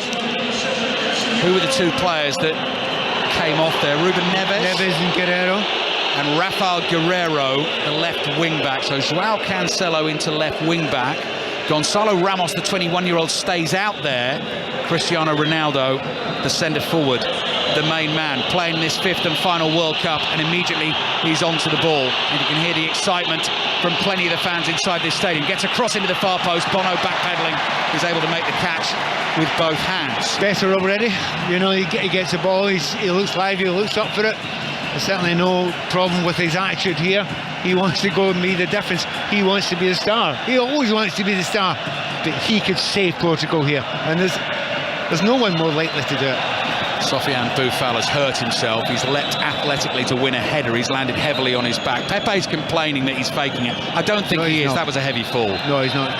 Come on, Pepe. Straight on his coccyx there. He just went down there. That was a really hard one. He wasn't, because he was, the defender made a back for him there, so that's a very, very painful one. I think he'll recover, but no, he's not acting. No, Pepe's playing the game at the moment, trying to get in the referees here. Morocco's team then, Yassine Bono, the goalkeeper. They lead Portugal by 1-0. Ashraf Hakimi, Jawad El Yamik, Romain Saiss, Yahia Atiat Allah, who put the cross in for the goal from Youssef En-Nesyri. Azzedine Ounahi, Sofiane Amrabat and Salim Amala as the midfield three. Hakim Ziyech of Chelsea, Sofiane Boufal in support of En-Nesyri up front. Portugal, of course, have made the two changes now. Sliding interception from Ziyech blocks the pass from Bernardo Silva. So they've got Diogo Costa in goal. João Cancelo's now the left back. Dalot at the right back. Pepe and Diaz still the two centre backs. Ruben Neves is now off, so Bernardo Silva and Otavio in midfield. Still João Felix out there. Bruno Fernandes, Gonçalo Ramos playing off Cristiano Ronaldo. Yeah, you're right. And Silva going into that central area, he'll try to control the game from here. And every time he gets the ball, he'll look up and see if he can see Cristiano Ronaldo free. Early Portuguese pressure in the second half. 8 minutes already gone. Morocco lead Portugal by 1-0. Winners play England or France in the semi-final next Wednesday. England-France in full tonight on 5 Live and BBC Sounds from 7 o'clock. Awful pass played to the right-hand side. Has been ballooned straight out of play and goes out for a throw-in to Morocco on the left. Yeah, one of the delightful things if you're co-commentating, you need to follow the ball. And I can look off it quite a few times. Honestly, I cannot believe Saiss is managing. I cannot believe it. He's limping so badly at the moment. He clearly can't stretch. How he's going to manage to take care of Cristiano Ronaldo for the rest of this game is beyond me. Yeah. But somehow he's managed it. I mean, Amrabat did the same earlier in the week. I just thought, you can't last, mate. But somehow they get through it. Their desire is unbelievable in this team. Cristiano Ronaldo will try and seek out any vulnerability. Here's Dalot wide on the right-hand side. Cross comes in. Ronaldo wanted the cutback. It's straight into the arms of the goalkeeper, Bono. Ronaldo was totally free about 10 yards from goal. No wonder, because Saich can't run. Of course he can. It's hilarious. Actually, it shouldn't be funny, but it's ridiculous. In no other situation do you keep a player who is that unfit on a football field, but he's so important to them. But Cristiano Ronaldo, any intelligence at all, just run beside him. Ronaldo's like the big beast in the wild, and he's seen the wounded prey and he's closing in. But let's see if Morocco can hold out. Leading Portugal 1-0. Pepe's bundled off the ball, brought forward by Boufal. Great dribbler with the ball, cuts inside onto his right foot, plays the ball into the edge of the box. Ounahi gets underneath the shot and balloons it miles over the crossbar into those very excitable Moroccan fans. And Saiss is down. Romain Saiss is down flat on his back, and that, I imagine, is his World Cup over. Right. Well done, mate, lasting this long, because you probably shouldn't have been on the field from the start to actually play through what he's been playing through. But honestly, those last 5 minutes are there or so, It was silly. It was ridiculous. Get off. I mean, I know you want to help your team, and I know he's a crucial part, and I know it's going to have a psychological effect on his teammates, but it'll have a bigger one if you're trying to play against Cristiano and Ronaldo with one leg. Well, that job is now going to fall to Ashraf Dari, who plays his club football in Ligue 1 for Brest. He's 23 years old. He's only won 4 caps for the national team before. He's been having a tough time of it in France recently. Left out of the last 4 games for Brest after a 4-1 defeat at Nantes. Has faced plenty of criticism for his performances in the press, but so many of these Moroccan players at this tournament, as we've seen, have pulled that national shirt on and done incredible things for their country. So massive blow for them, because now, Pat, you're looking at a Moroccan defence that is missing 3 of the regular back 4, but they do lead by a goal to 0. Yeah, we talked about it beforehand, and we listened to some of the Moroccan fans, and we're saying they need a miracle.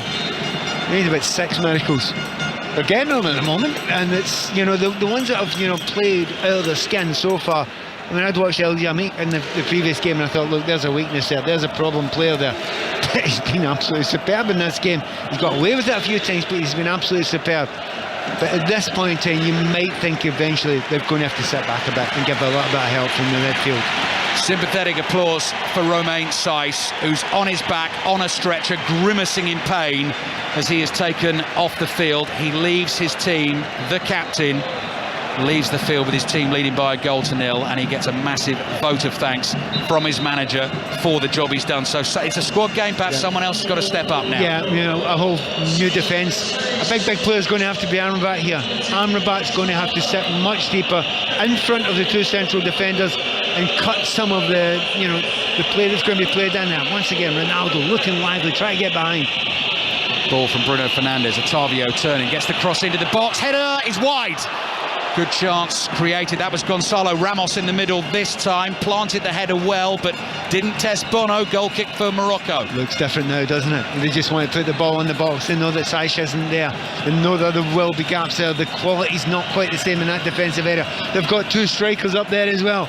These are really different. This is a long 33 minutes right now for the Moroccans. And Saïss, you know what? You get a feeling he might have actually taken the next 3 months out of his season by doing that, but yeah, he'll be worth it if they get through. Yeah, no tears from him there, just you could see frustration and pain as well as they started to undo the strapping. He did get off the stretcher and hobble his way to the bench. Morocco have the ball in an attacking position. Ziyech has lost it here. Ball played into the edge of the penalty area, back to Ruben Dias. Dias clears with his left foot up towards Bruno Fernandes, outside of his right foot, and it sets Joao Felix away, and the Moroccan defence are desperately chasing back at the moment. Joao Felix is just stopped in his path by the substitute Dari. Plays the ball back, low pass in from Bernardo Silva, finds Otavio, edge of the box. Here's Cristiano Ronaldo, dummies the shot with the left foot, took too long, he's tackled by Boufal. The ball is played up to En-Nesyri, takes on Pepe. Great defending from Pepe, gets a touch on the ball, but En-Nesyri is able to recover it. That might be offside from Unahi just across the halfway line. It is free kick for Portugal. What a shame from there. They were breaking away. Amala had gone through the middle there, hadn't been able to see him, flicked him over. He was through 1-on-1 with the goalkeeper, didn't manage to see that there. Bruno Fernandes might have been caught by Atiat Allah. He was trying to turn midway inside the Moroccan half. Left back came flying through the back of him. Free kick for Portugal. They're really starting to build up a head of steam. Time's running out for them, though. Time is running out. If you're Portuguese, time's running out too quickly.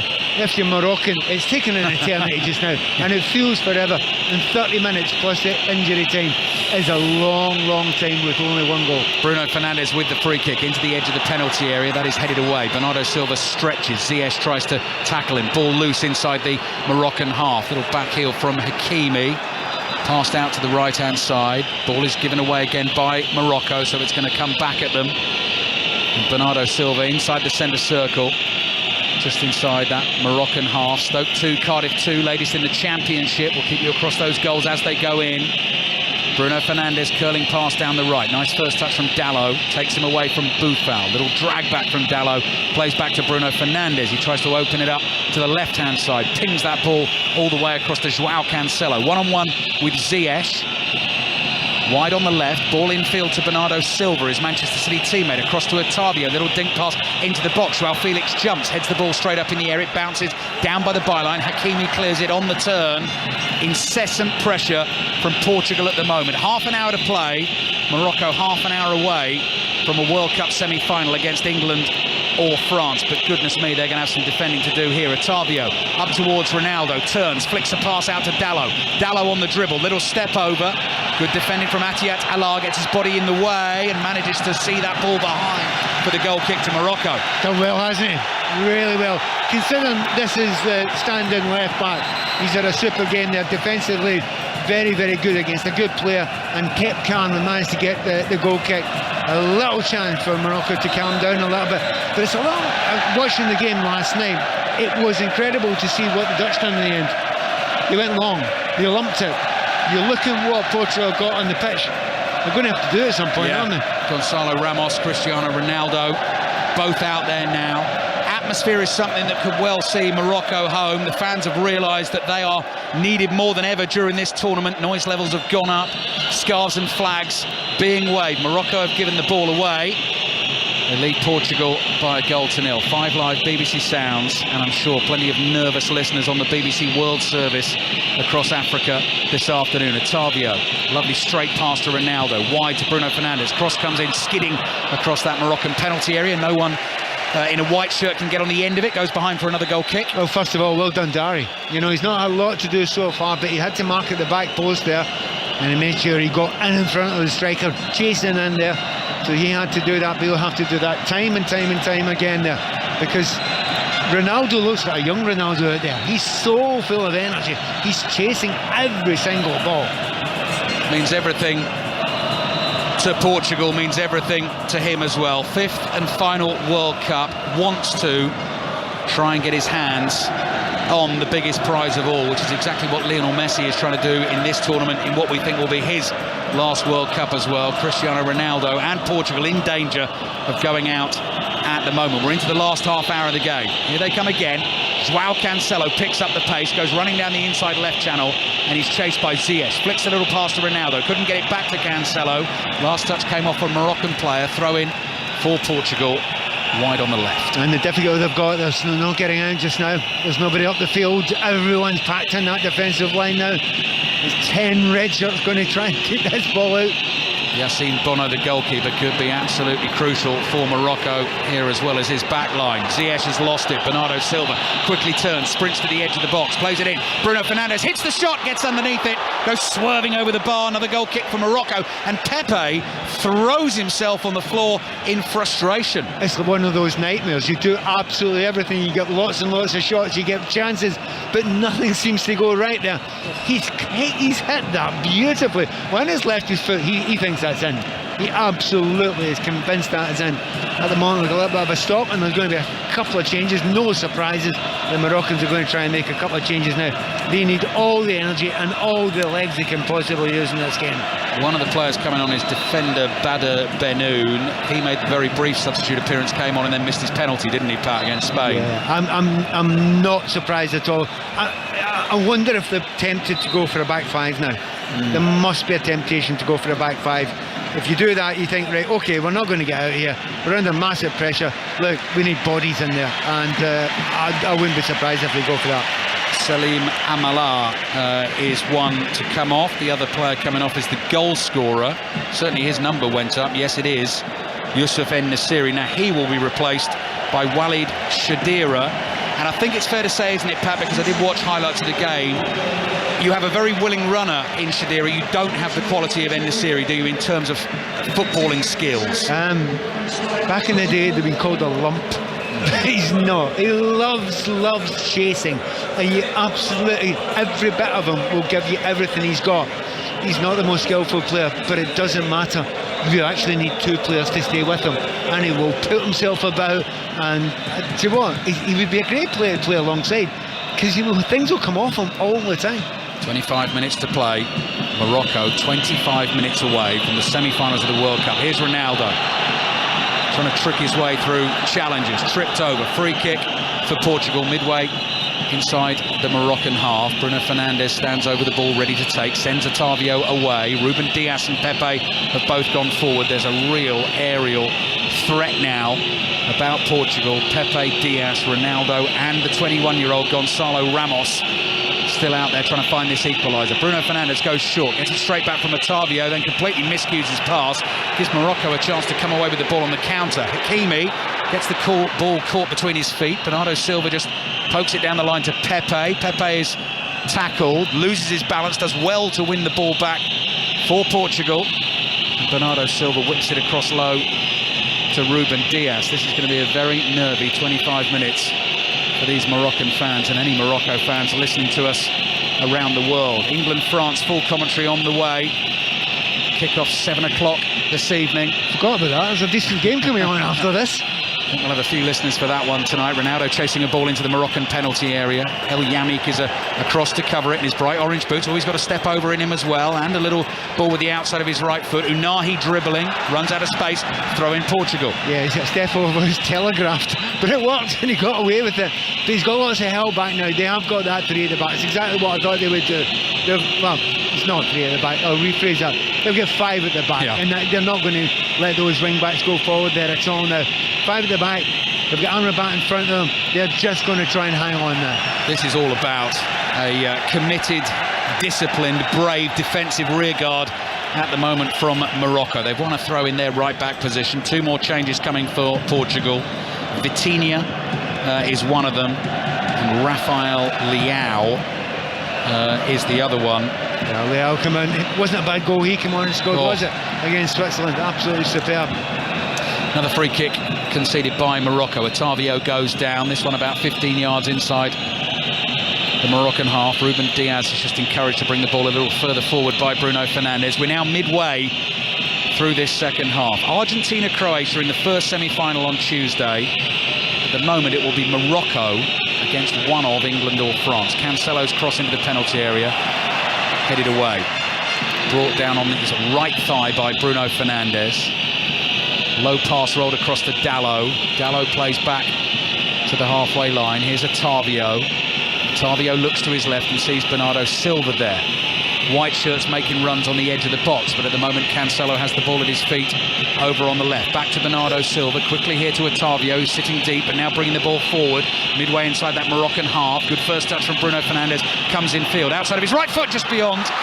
The leap of Cristiano Ronaldo into those safe arms of Yassine Bono from Morocco's point of view. He's been faultless, hasn't he? Goalkeeper, absolutely faultless. Everything that's come in, followed it. Had Ronaldo got a touch on it there, that was in the net. And they're going to put those balls in there now. He's fabulous in the air, but he's now got 3 centre-backs that he has to beat as well. And now a chance to make those changes that the Portuguese have been wanting to do. Double change then coming for Portugal. So players out there are sprinting off. Gonçalo Ramos is one to come off, and the other one is Otavio. So Vitinha and Leao come on for Ramos and Otavio. Morocco 1, Portugal 0. After this game, the build-up will begin to England against France. 7 o'clock kickoff UK time. If you are on the move this evening, as we keep telling you during the tournament, the BBC Sounds app, you do not need to miss a second of that.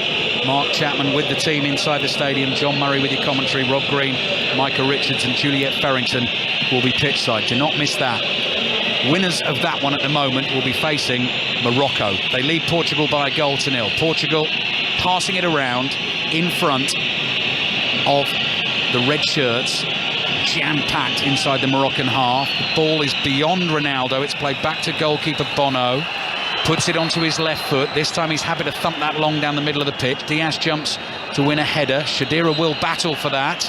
Concedes the free kick. Of course he will. Do you know what? It's not been a good 9 minutes or so for the Portuguese. I thought that, going the 60th minute to bring the players on, there would be a real wave after wave of attack coming. Not really happened quite that level here, has it? They've had the ball, but they haven't really had that many chances. Rafael Leao, first chance to run at the tiring Moroccan defence. Away goes down the left. Bad challenge on him, it looked like, over in that right-back position. He does win the free kick. Referee just watched the cross come into the box. There's the first yellow card of the game. Bit of desperation there. I mean, there's no need to go to ground there. And is it Dari? Yeah, Dari. No need to go to ground whatsoever. But that's what happens when you start going to your 3rd, 4th, maybe fifth choice centre backs. Yeah. I mean, Leal's not really going anywhere there, is he? No, you get yourself on the ground, you don't get near the ball and panic stations, and giving the ball away in a very, very dangerous place, almost like a short corner. Morocco 20 minutes away and counting, plus a bit of added time. Bruno Fernandes, his delivery during this tournament has been pinpoint. This is dangerous for Morocco. Two-man wall standing a couple of yards up from the byline. Unahi and Ziyech trying to get something on this. Bono's got to be careful of his near post as well. I'm looking for that number 7 shirt of Cristiano Ronaldo. Just know it could well be him who pops up with the goal. Now he makes his run. Bruno Fernandes goes low into the box. Stretching effort from Bernardo Silva, couldn't reach it. It was clever from Portugal, it didn't work. Leao plays the ball back to Vitinha. Vitinha wide to Leao again on the right-hand side. Knocks it into the legs of the defender. Last touch comes off Leao. Moroccan throw. Do you know, technically it was a brilliant free kick there from that position. It was the way to pass. The way to pass in was absolutely awful. That should be played so he can just run onto the ball, strike a goal, 9-10 yards out with nobody near him. Everybody else did their job right. Way to pass into him was not good enough. Into the last 20 minutes of the game. 5 Live BBC Sounds, the BBC World Service across Africa. Wherever you're listening to us this afternoon, this morning, this evening, whatever time it is. Real World Cup drama again. Morocco leading Portugal 1-0. Portugal throwing absolutely everything at Morocco, and at the moment they won't budge. Dallow's cross now into that Moroccan penalty area. Hakimi thinks he's got it covered. Bouncing ball, just flicks a header away out for a throw-in to Portugal on the left. It's a wee bit over-hopeful, that. There's no need to go and lump the ball in from the full-back positions. You've got control of the ball, get into better areas so that it makes it more difficult for the defenders. Diaz, low ball to his left. Bernardo Silva on the dribble. Initial pass is blocked. Acrobatically manages to flick the ball to Cancelo. Ziyech just stands off Cancelo for a moment. Vitinha, little midfielder, bustling his way across midfield. Finds Dalot. Dalot back to Vitinha. Cleverly lets the ball run across his body. Pepe gets involved in the build-up now. To Diaz. Morocco still managing to hold Portugal at arm's length here. 27 minutes gone in the second half. Morocco defending the 1-0 lead. Pepe to his right. Pepe continues his run. Dalot, cut infield, plays it wide to Fernandes. Back to Dalot again, edge of the box, still going. Diogo Dalot tackled by Atiat Allah, and Portugal get the corner. It's so important, but there are so many incredibly important tackles they have to make. Every player, even when he looks as if he's beat, he will get back just in case he can help. And once again, Atiat Allah, he's had a fabulous game today, defensively and offensively from fullback. Tension rising with every kick, every second of the moment. Fernandes with the corner in. Ball bounces on the edge of the Moroccan penalty area. Silva side puts the ball to Cancelo. Oh, he's done brilliantly. Turns away from 2 defenders. Cancelo down to the byline, crosses block, another corner for Portugal. Just little bits of over-desperation in the defending now. Amrabat goes over there. He doesn't dive in like that. Ziyech has got him. You can dive in, mate, but there's 2 against 1. Both of them fall for the same dummy. That's just desperation. Shouldn't be doing that just now. But hey, they've got history waiting for them. Playing for a place in the World Cup semi-finals. Corner for Portugal. Bruno Fernandes delivers. No, referee wasn't happy. We're going to get another go at that. Spotted something inside the penalty area. Comes to have a word with Dari. Dari's on a yellow card as well. Yeah. He's the one on for Romain Saiss. Pat Nevin with us here in the Ufamama Stadium with thousands of nervous, anxious Moroccan fans on the verge of something very, very special. Fernandes, again, another corner. Bono comes, stretches, misses it. Joao Felix was behind him, couldn't get on it. I think that's going to be another corner. I would say that's Bono's first mistake of the entire tournament I've seen. Anyway, comes for it, doesn't get anything on it at all as far as I can see. Defender gets him out of the hole there. Bruno Fernandes, a bit like a cricketer going from fine leg to fine leg, has done the run all the way over from the left-hand side of the field to the right-hand side of the field to take another corner for Portugal. High, swinging, deep one towards the far post. Headed back outside the penalty area. Bernardo Silva lofts it up in the air. Pepe's down on the floor again, appealing for something. Rafael Leao is strong, wide on the left.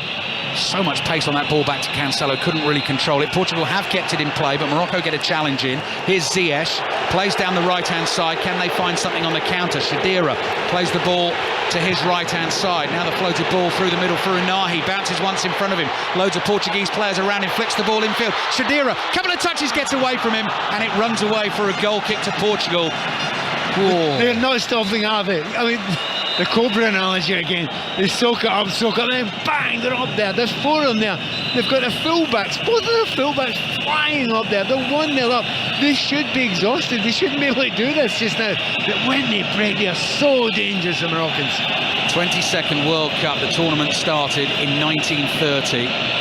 Since then, Morocco only the 4th African nation to reach a quarter-final. We have never had an African team in the semi-finals. We're 15 minutes away, plus a bit of added time from that happening. But Morocco still have a lot of defending, a lot of running to do. Cancelo's ball in towards Ronaldo. Ronaldo jumps for it. Ball comes off his shoulder. Headed away by Atiat Allah to the edge of the penalty area. Hakimi calmly plays it back to Dari. Dari clears with his right foot. It looked like a handball from Shadira, and it was. What a shame for them there, because they need to get some sort of respite there. Couldn't hold the ball up, and they're under pressure again, Moroccans. But they've slowed it down a little bit, the Portuguese. That surprises me. Bernardo Silva, inside left channel, 35 yards from goal. Deeper to Vitinha. Quick pass out to the right to Dalot. Joao Felix made a run, wanted the ball, didn't get it. Here's Vitinha. He's tackled. That's what Shadira will do for you. He's not going to catch the ball that's come flying off his left boot. Pepe will get there for Portugal. Yeah, but you know what I mean by him. You come on, he's not the most talented player, but every bit of energy, every bit of chasing, so you can't leave him alone. Rafael Leao cuts back onto his right foot wide on the left, plays it down the left for Cancelo. Cross comes in, couldn't get enough height on it. Dari heads it away. Rafael Leao on the ball, edge of the penalty area, gets away from him as well. Sofiane Boufal plays it away. Now Ziyech stretches. Ruben Diaz throws everything into that challenge. Referee says free kick for Morocco. No, he doesn't. He says carry on. Play on. Right, and by the way, I share your shock and surprise. Can't believe he didn't give a free kick there. Ziyech down hurt. Portugal keep playing. Bruno Fernandes to his right. Dalot low cross in, this time blocked at the near post, and Dalot's hurt. Looks like he's hurt his hamstring. Dalot is in trouble here for Portugal. He can't keep going. Ronaldo is chasing back. Shadira is running away from the great Ronaldo. Plays it to Unahi. Shadira wants the ball back. Unahi comes angling in from the left-hand side. Great runner with the ball. Expected Boufal to be going past him. Boufal didn't have the energy for that, and they've had to give it back to Portugal. Ziyech is back on his feet but struggling. Dalot is struggling for Portugal. Morocco leading Portugal by a goal to nil. And the referee will actually slow it down now and give a chance to both players to be looked at by the medical departments. I don't know if Ziyech can carry on. He's making signs as if he needs to get off the field there, but I think there may be a bit of cleverness there. They're bringing the stretcher on. I don't think it was that. It didn't seem to be that bad. But he's worked hard, Ziyech, tonight. I mean, worked as hard as I've ever seen him before. But he does that for his country. Well, certainly does it when he trusts his manager. He didn't do that with his previous manager, but certainly, he's got a lot of respect for Walid Regragui. Take a breath, everyone. A couple of injuries to be dealt with. Let's very quickly give you the scores on the doors in the EFL this afternoon. In terms of results already in, Blackburn 1, Preston 4, Rotherham 1, Bristol City 3, Reading beat Coventry by a goal to nil. Blackpool and Birmingham still goalless. Middlesbrough 1, Luton 1, Millwall 1, Wigan 1. Sheffield United lead Huddersfield by a goal to nil. It's Stoke 2, Cardiff 2, and Norwich still lead 1-0 away to Swansea. Full times in League 1 today. Ipswich beat Peterborough 2-1. Shrewsbury 3, Bolton Wanderers 2, Burton 1, Derby 1 it finished. Forest Green Rovers beat Cheltenham by a goal to nil. Bristol Rovers Port Vale goalless, as is Cambridge United, Plymouth Argyle. Exeter leads Sheffield Wednesday by a goal to nil. Lincoln and Wycombe still goalless. Milton Keynes Dons 1, Fleetwood Town 1. League 2, not many games in here. Grimsby 2, Tranmere 1. Doncaster 1 up away to Newport. Stevenage and Mansfield is goalless. Sutton United 1, Colchester United 0, Swindon 0, AFC Wimbledon 0. What about the rugby? This is Gloucester against Bordeaux. Sarah Orchard. Yeah, deep into the second half now. It's Gloucester 5, Bordeaux 17. That was the score at half-time as well, so no change. Just those 2 tries for Bordeaux through Falitau and then Willis against Varney for Gloucester. And Gloucester, they keep getting down into that Bordeaux 22, just not coming away with points. They've got a line out now, 5 metres from the line. Can they make it count? It's Gloucester 5, Bordeaux 17. Sounds a bit like Portugal against Morocco. Morocco leading Portugal by a goal to nil. Back underway here. They've got 10 men on the field now, Morocco. You can't have that. You're struggling as it is. You have to make the substitution as quickly as you can or get Ziyech back on. Waiting to make a double change. Zakaria Abu Klal is waiting to come on. Hakim Ziyech is desperate to get back on the field. Yahya Jabrain also getting ready to come on for Morocco. Rafael Leao on the left. Crosses in with his right foot, takes a deflection. Ball is headed away. Bruno Fernandes is waiting. Just over 10 minutes to play here. Morocco are that close. They lead Portugal by 1-0. I'm expecting quite a bit of added time at the end of this game. I have to say, with the tension and the drama and the excitement, the mouth is getting quite dry here. It's hard though. And also Horta's on the field now, isn't he? He's coming in for the injured Dallo. Oh, well spotted, Pat. Here's Ziyech back on the field for Morocco, giving the ball away. No, he hasn't. Unahi's won it for him. Brilliant from Unahi again, just wriggles out of a tight little spot. Still going. Shadira's onside. Pepe's across to cover the danger. Makes the tackle. Stabs it forward to Bernardo Silva. Portugal needs some magic from you-know-who. Number 7, Cristiano Ronaldo. Might be he's only got 10 or 15 minutes left of his World Cup career. It might be he finishes that career without laying his hands on the famous trophy. Change is coming for Morocco. 10 minutes plus added time to play. Morocco leading Portugal by 1-0. So who is coming off? Well, Ziyech will definitely come off. There's no doubt. Boufal is coming off. Boufal as well, yeah. Gibran will come on for him, won't he? Yeah, Gibran and Abu Klal are coming on. What a moment for those two, for all of them out there, for the entire squad, for the nation. There is so much on the line here for Morocco. What a tournament they've had. Can they hold out? Can they keep Portugal at bay? Can they make it through to the World Cup semi-finals? Right, substitutes on. Gibran and Abu Klal. Boufal and Ziyech off. Into the last 10 minutes of the game. Thrown towards Shadira. Cleared by Diaz. Nodded down by Ronaldo. Controlled by Vitinha in midfield. You can sense a real urgency, of course you can, about the body language, the movement of every single Portuguese player. Bernardo Silva hoists the diagonal away to the right. Chased down that right-hand side by Orta. Tries to get the ball in down the byline. Intercepted. Given away. Orta's cut back here. Ronaldo lays it off. João Felix! Tipped over the bar from Bono.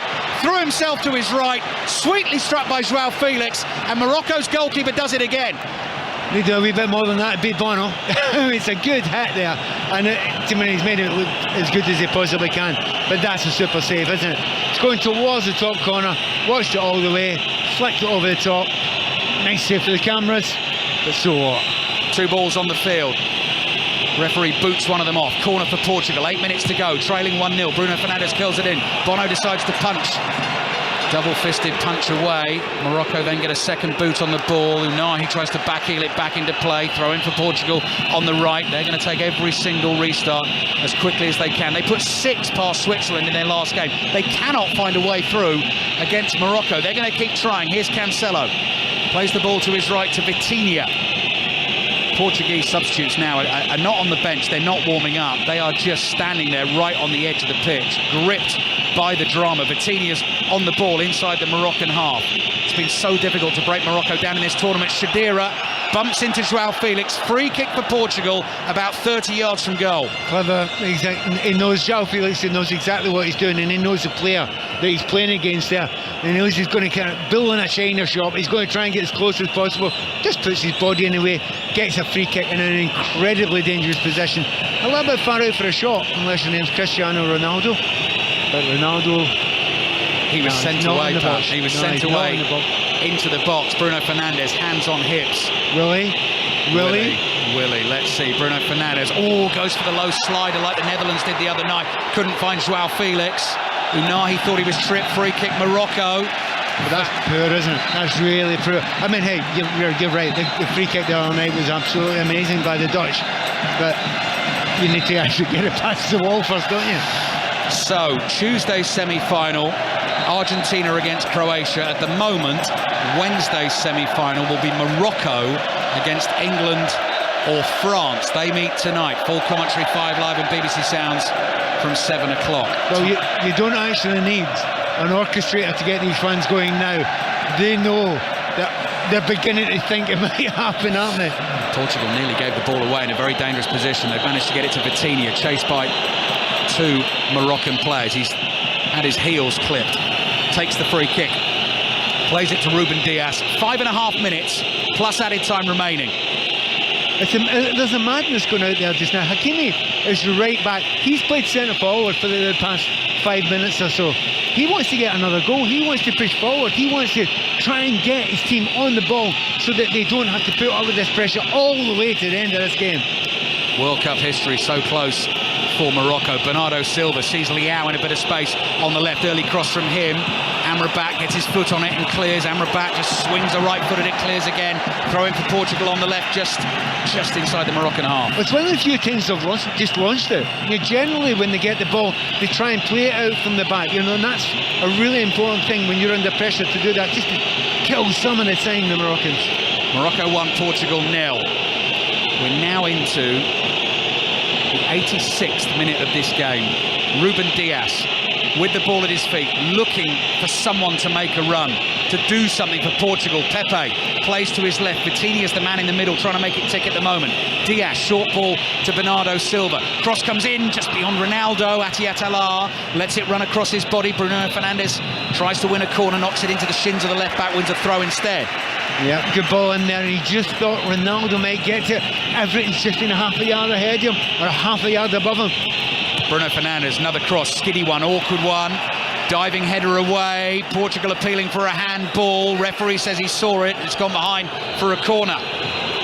You do wonder about that one. He was so low, he was off his feet. If the referee stops this, which I have a suspicion he might. Do you remember, Pat, the penalty that Portugal got against Uruguay, where Bruno Fernandes played the little nutmeg and the defender's hand was on the floor? It was a little bit like that one. Yeah, No, not giving it. Not giving it. Corner for Portugal. Bruno Fernandes takes it. That's good delivery. Well headed away. Vitinha tries to get on the end of it. He collides with Unahi, and the free kick goes to Morocco. Yellow card as well for the challenge from Vitinha, but the crucial thing is the clock continues to tick down and Morocco still lead. I don't think Vitinha did that deliberately, but he didn't get the ball. He had a swipe for it. Onana got in there in front of him. He was clearing it to nothing anyway. It was just to kill a little bit of time with the ball up the field, and no red shirts up there. However, almost a perfect situation. Referee's given a yellow card. Game slows down. Everybody in the red shirt gets a little bit of a rest, and these fans, they rise up the decibels once again. The noise in this place, if they manage to survive, is going to be incredible. We have kept saying it throughout the tournament. The two best supported teams here, I think, Argentina and Morocco. We saw it again last night. We're seeing it again tonight. 88th minute of the game.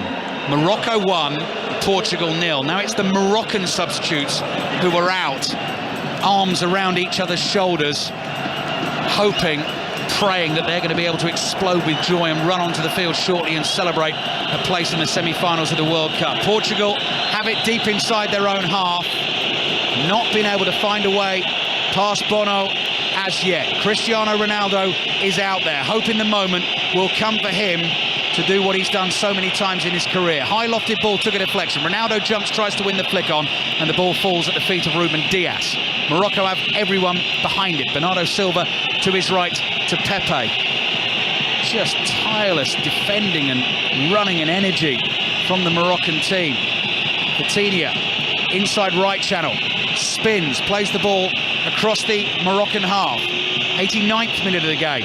Morocco still lead 1-0. João Felix, low pass to his right, can't find Bruno Fernandes, goes behind for a goal kick. Look at all the Moroccan players. They turn around to the fans and say, come on, help us, we want as much noise as possible. They're getting it. They're getting plenty at this point in time. Referee's not pleased with it. He wants the game to carry on. Cristiano Ronaldo, just using his experience here, just turned and shouted to the entire team, and it was a sort of calm down, we've got time, let's not panic. I've been in this situation before. They do still have him out there.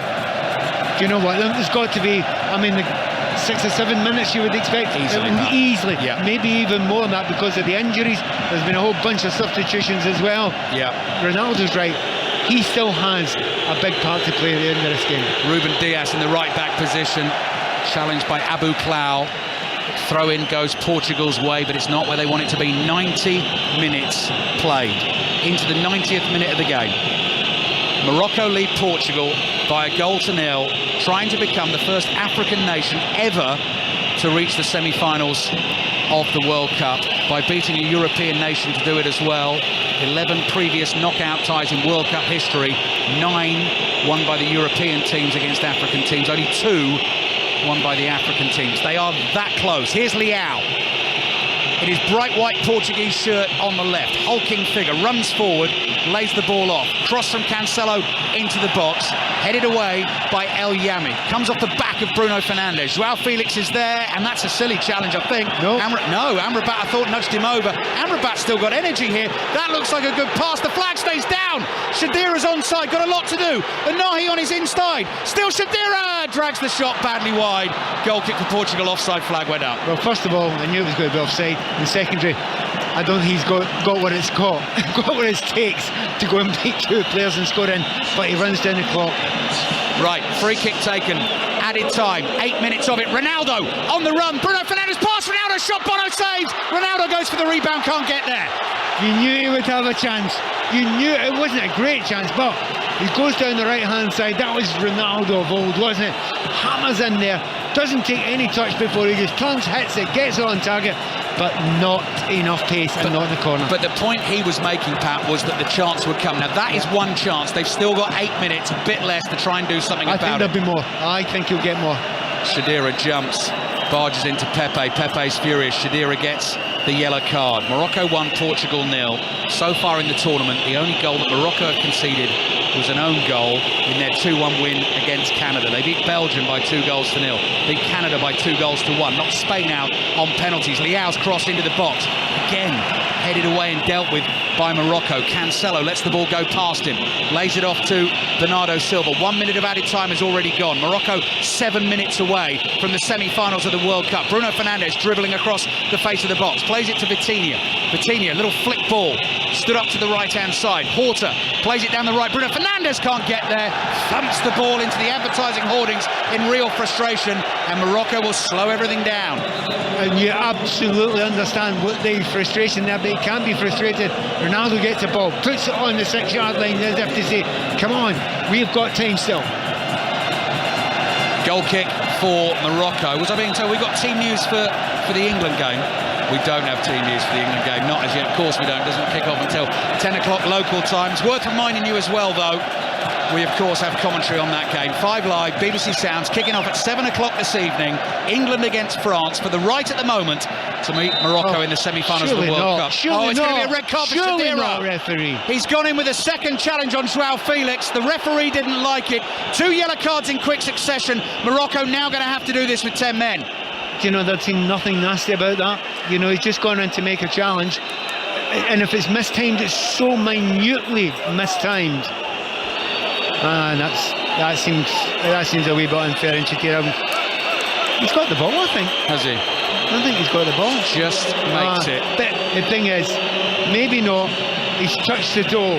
Joao Felix has rolled over as if he's got his leg broken. There's actually nothing wrong with him. If Morocco don't make it, he will be absolutely heartbroken. We've got 5 minutes to go. 5 minutes of added time remaining. End the series goal at the moment, taking Morocco through to the semi-finals of the World Cup. Whistles building in volume. Vitinha, little drag back, keeps the ball to himself, looking for a teammate to make a run. Cancelo does it, plays the 1-2. Cancelo gets the ball back again. This is absolutely frenzied stuff inside the Ufamama Stadium. Morocco, everyone behind the ball. Can they hang on? Cancelo chips it into the box. What a leap and header away. Ball bounces just outside the penalty area, then hoofed away by Badr Benoun and out for a throw into Portugal on the halfway line. I'm looking down at the Morocco bench there, and they're all shouting, come on, Gob, Gob, Gob. What? Are you joking? No chance. You need to defend deep. Another ball floated in. Fernandes tries to head it across goal. Headed away, that'll go behind 4. Another Portuguese corner. We have played almost 4 minutes of 8 minutes added time. Time is really running out for Portugal and Cristiano Ronaldo. History that close for this brilliant Moroccan team. Curling cross in from Joao Felix, easily headed away at the near post. Another throw in for Portugal on the right-hand side. You've got to do a wee bit better than that. You've got to beat the first man, though. Put it in there. You've got to give Ronaldo and co something to attack Pepe. He is magnificent in the air as well. Don't hit the first man. Cancelo, another ball into that box, aimed at the far post, too long. Ruben Dias jumped, couldn't get on the end of it, goes behind for another goal kick. We have 3.5 minutes to go and the Moroccan defenders are now celebrating any block, any tackle, any overhit cross, anything that buys them a bit of time in this game. Down to 10 men. What an incredible effort. And they are absolutely running on fumes at the moment. They've changed their system quite a few times. They went to 5 at the back.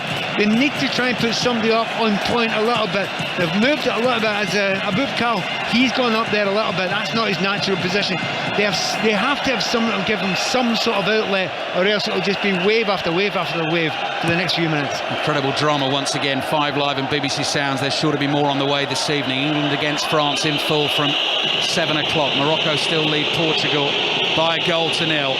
3 minutes to play. Bruno Fernandes hit the bar in the first half. Bono made the save from Bruno Fernandes in the second half, and from Cristiano Ronaldo. There'll be complaints about a penalty they didn't get from Portugal. Abu Klal could finish it for Morocco. One-on-one with the keeper, tries to dink it past him. Costa makes the block and immediately hammers the bouncing ball downfield. Moroccan defenders back there to head it away. Ball dropping just inside the Moroccan half.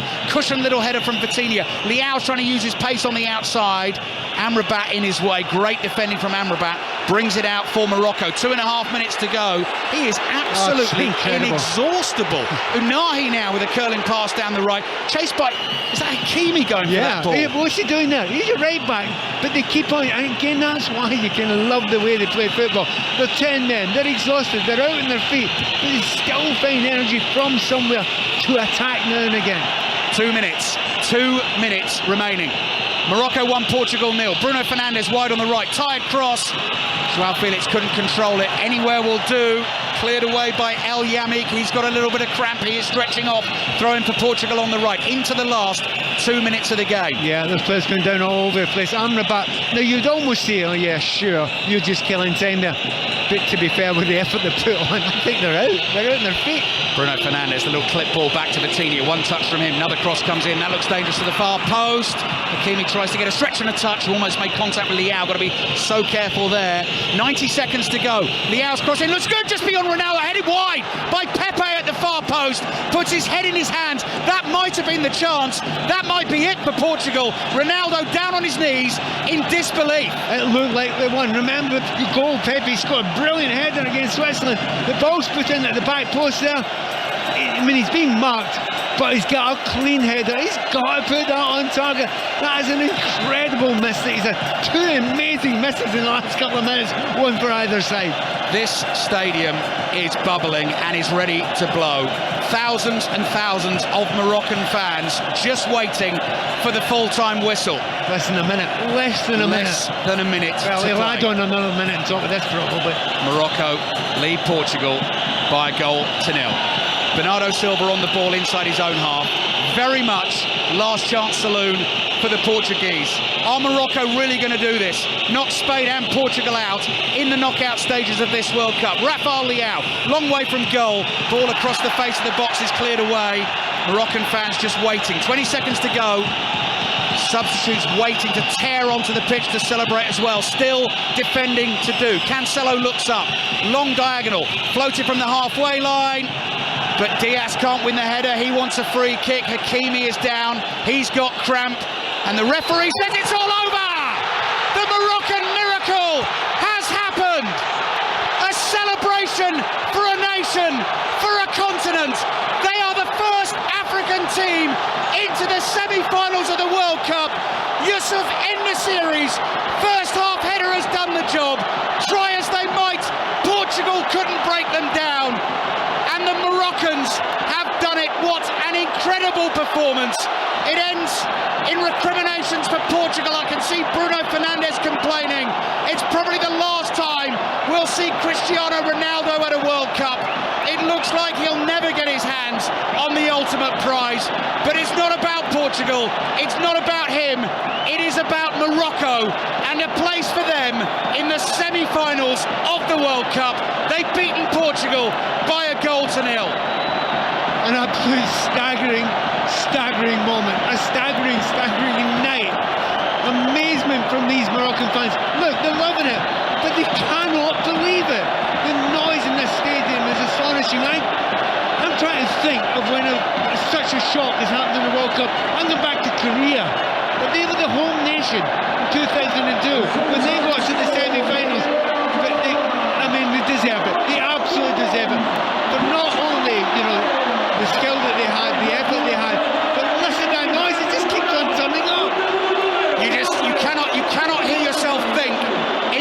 this stadium at the moment, and you have just got to drink it in. The full-time score has just gone up on the big screen. We've got a shot now of Cristiano Ronaldo heading down the tunnel in floods of tears, but we will come to him later in the show, because this is all about the Atlas Lions, the team in red. There are thousands of fans that have been incredible for them throughout this World Cup, and it is just a picture of joy out on that field. There are tears of joy, there are exhausted hugs, there are disbelieving smiles, there are Moroccan flags being waved and twirled all around this stadium. The World Cup has been going since 1930, and we have never seen an African team in the semi-finals. This is history. This, Pat, it's just remarkable. It is remarkable. It's totally unexpected, including for Moroccans. They really didn't expect it. But try not to forget, they did it with some beautiful football as well. Not just with defending. Yeah, they defended. There weren't that many chances against them. So structure, organisation, but the skills. When they broke the beautiful play that they played from midfield downwards, they actually made the Portuguese look a little bit leaden in comparison to them. They deserve to be there. I have to say, they deserve to be in the semi-finals.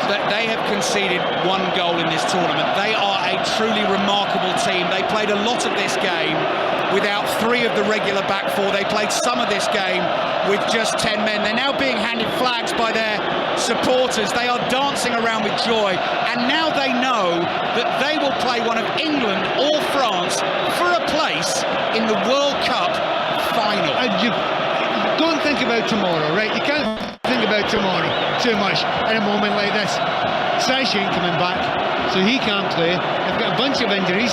The man sent off, so they can't use him either just now. They're now bouncing and jumping up and down. They couldn't have done that 3 minutes ago because they were out on their feet completely. It's actually now beginning to sink in with the players. They can't believe it. I think Kelly Cates can finally hear us. I have to say, Kelly, it's a lump in the throat stuff. Honestly, that is just what a scene of joy. The manager now, look at the manager, Walid Regrahi. He's been hoisted high by the Moroccan players, lofted in the air like in birthday celebrations, and now they break up and they tear towards the Moroccan fans away to our right, and it's just like they've won the World Cup. Childish jubilation. They can't control themselves in the celebrations, and now they are down on their knees and they are thanking their fans, and these are incredible scenes.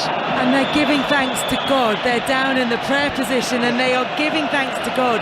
And the significance of that in this moment, at this first World Cup in an Arab country, and that connection with this country of Morocco, that is a largely Islamic country, and the connection that they feel with this host country is just incredible.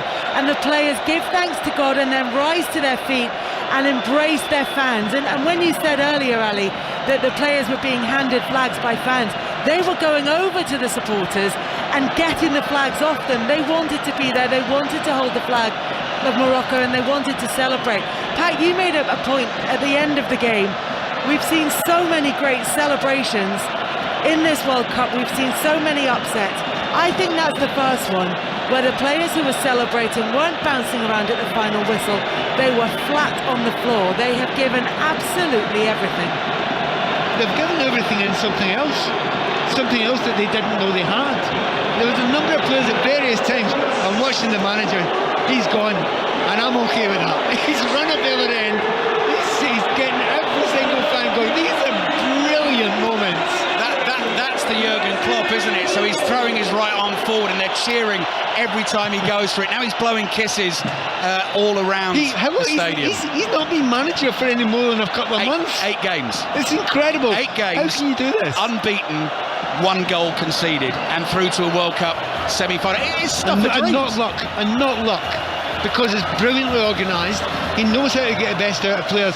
He's bringing players on that I'm thinking, oh well, you can't go to that level and still stand up against the Portuguese. Yeah, you can. And the goal that won it, Kelly, was, as Pat said, one of the goals of the tournament. A move that started inside the Moroccan half. Unahi, who Pat was talking about before the game, brilliant dribbler, was involved. Eventually worked it out to the left-hand side. Fabulous cross into the box.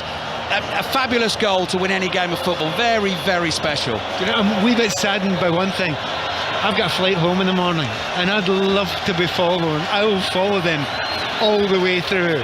Whatever happens, I'll love watching the Moroccans. And you know what? See if they get beaten the next round, I bet they celebrate, because they have done so much more than anyone ever hoped or expected of them. They're just breaking away from a team photo that they've had with the Morocco flag, and some of the players are making their way into the crowd. I don't know if he spotted a friend or family down in the corner. One of the players, I could tell you who it was, but he's disappeared into an absolute massive bodies down there on the right hand side, and the players now broken away from the area down there to our right hand side, and they're making their way to the other end of the pitch, because the Morocco fans are everywhere inside this stadium. They've absolutely filled it, and they want to make sure that they celebrate with as many of them as they can. Pat, we should remember as well, as much as it was a great performance from Morocco, as much as it was a great team performance, they ended up with their, fourth, fifth choice centre-backs on the pitch at the end of it. It's a squad performance. And all playing brilliantly. There is a brilliant little moment just about to happen in front of you, Kelly, which I think you'll enjoy as much as anything. There's something to decide that the Moroccan TV are by the side of the pitch. They want the entire team to come on the interview. They're trying to drag them all over. And for a moment there, they all started walking over and said, yeah, we'll all do an interview together. They stopped just short of it there. But, you know, to get so much out of so many players, and a lot of them, you start looking at the clubs they're playing for. It's Angers. They're not playing for the top clubs in Europe. They've lost players who were playing for the top clubs in Europe, and they still have. I mean, we said before the game, that classic example of it. You talked about the left full-back, and you've lost one of the best players in Mazraoui. And I said to Alistair, don't worry, they've got Atia Arla. And I bet you thought, who? But I'd seen him once, and that's all I needed to do. And they've had about 8 Atia Arlas that they've brought from nowhere, who have been World Cup standard. And the other thing I would say, Kelly, a lot of the way that this tournament has been supported, say, by the neutrals over here, so not by the Moroccan fans, has been about individuals, about Neymar, about Messi, about Ronaldo. In the Portugal-Switzerland game, I was inside a stadium where you had half of them just chanting for Ronaldo to come on the field, when Portugal had a 21-year-old who was absolutely lighting the place up. That they are a team. That is all about a team. And yes, they've got, you know, star players like Hakimi and Ziyech, but they could not achieve this without that sort of dedication and unity of purpose and commitment to the cause. They are all about teamwork, and that's what's got them to the semi-finals. I think that's Boufal with his mum down there that he's brought onto the pitch, and I love, she's come on and she's clutching a handbag. She's come onto the pitch to celebrate her son reaching the semi-finals of the World Cup, and she's like, that's fine, but let me just get my stuff first. It's a beautiful moment. She's in the middle of the entire team now, and she's loving it. And she's clothed, obviously, you know, in the local traditional style. There are so many beautiful moments watching here. Do you know, another one is, I've just watched Saish come on, walking across, like, his hamstrings and bits, right, and it was beforehand. He's given up the rest of the season to help his team get to where they are. He has got the biggest, cheesiest grin on his face. He knows he's not playing again in this World Cup, but he doesn't care. Well, that's brilliant. They're dancing. Sophia Boufal and his mum, hand in hand, dancing on the touchline. That is fantastic. Kids are out there as well. Some of the players have got their kids in their arms. They will want to stay out here as long as they possibly can and drink this in. And Kelly, the other thing from the tournament's point of view is we get to see the Moroccan supporters again in the semi-finals. So in terms of the nations that have been best supported, one of the semi-finals will have the Argentina fans there, one of the semi-finals will have the Moroccan fans there. It will make it again like home games for those two nations. Yeah, and it really does help. I mean, funnily enough, after the last game, right after the game, I said, I don't think they can get past Portugal or Spain, whoever they get. You know, the Portugal, because they're too tired, there's too many injuries. I gave it a minute. I said, do you know what? I've changed my mind. I've absolutely changed my mind, because the spirit they have got is ridiculous. They can actually do extraordinary things. Pat, you did this after the Spain game for Morocco. Yeah. It finished and you said, that's it, that's fantastic. They've surprised themselves, they've overachieved. Yeah. Within 10 minutes, you were saying, I think they can get past Portugal. I don't think we knew it was Portugal at the time. I think they can get into the next round. And now you've just done exactly the same thing. I'm looking at them thinking, right, you're out now, you're gone now. You're basically crawling off that field. And I think, yeah, but so what? You've done that time and time again. Again, the listeners listened just now. I said an odd thing right at the start of the programme, which must have kind of sounded a bit odd, that I've fallen a bit in love with Moroccan football and Morocco. Do you get it? Do you see it? Do you feel it? You know, it does show what they do and the spirit and the passion they have. If you love football and you love passion, you can't not love them a bit. And there's as you said, Pat, you said this to me on the way here, there's lots of individuals to love in the way they play their football. So the goalkeeper is one, isn't he? Yeah. Bono, not only in the saves he made today, but with the ball at his feet. Hakimi is obviously absolute standout right back, but Unahi on the ball. Oh, he's lovely. Oh, beautiful player. Brilliant. We're joined now by our North African football correspondent, Maher Mazahi. Maher, we wanted to get you on earlier, but we just weren't sure we were going to be able to hear you, because this is just extraordinary. We know these Morocco fans have been fantastic and in their numbers throughout this tournament. We know this Morocco team has performed above the levels of the individual, that they are a huge collective effort. But what we weren't sure is whether they could make it all the way to the semi-finals, and now they've done it. They've knocked out Spain, and tonight they've knocked out Portugal. Can you even begin to put this into context? Yeah, I'm in disbelief, honestly. I mean, how can you not be proud of every single Moroccan player on that pitch? They gave it everything they could possibly muster. You know, I was listening to Pat talk about him not being sure that they could, carry on physically after the Spain match. Sofiane Amrabat revealed after that match he had injections, painkilling injections, to play through it. Abdelhamid Sabiri, the midfielder, said he can't play more than 20 minutes without pain. Romain Saïs today, we saw him limp through 50 minutes without...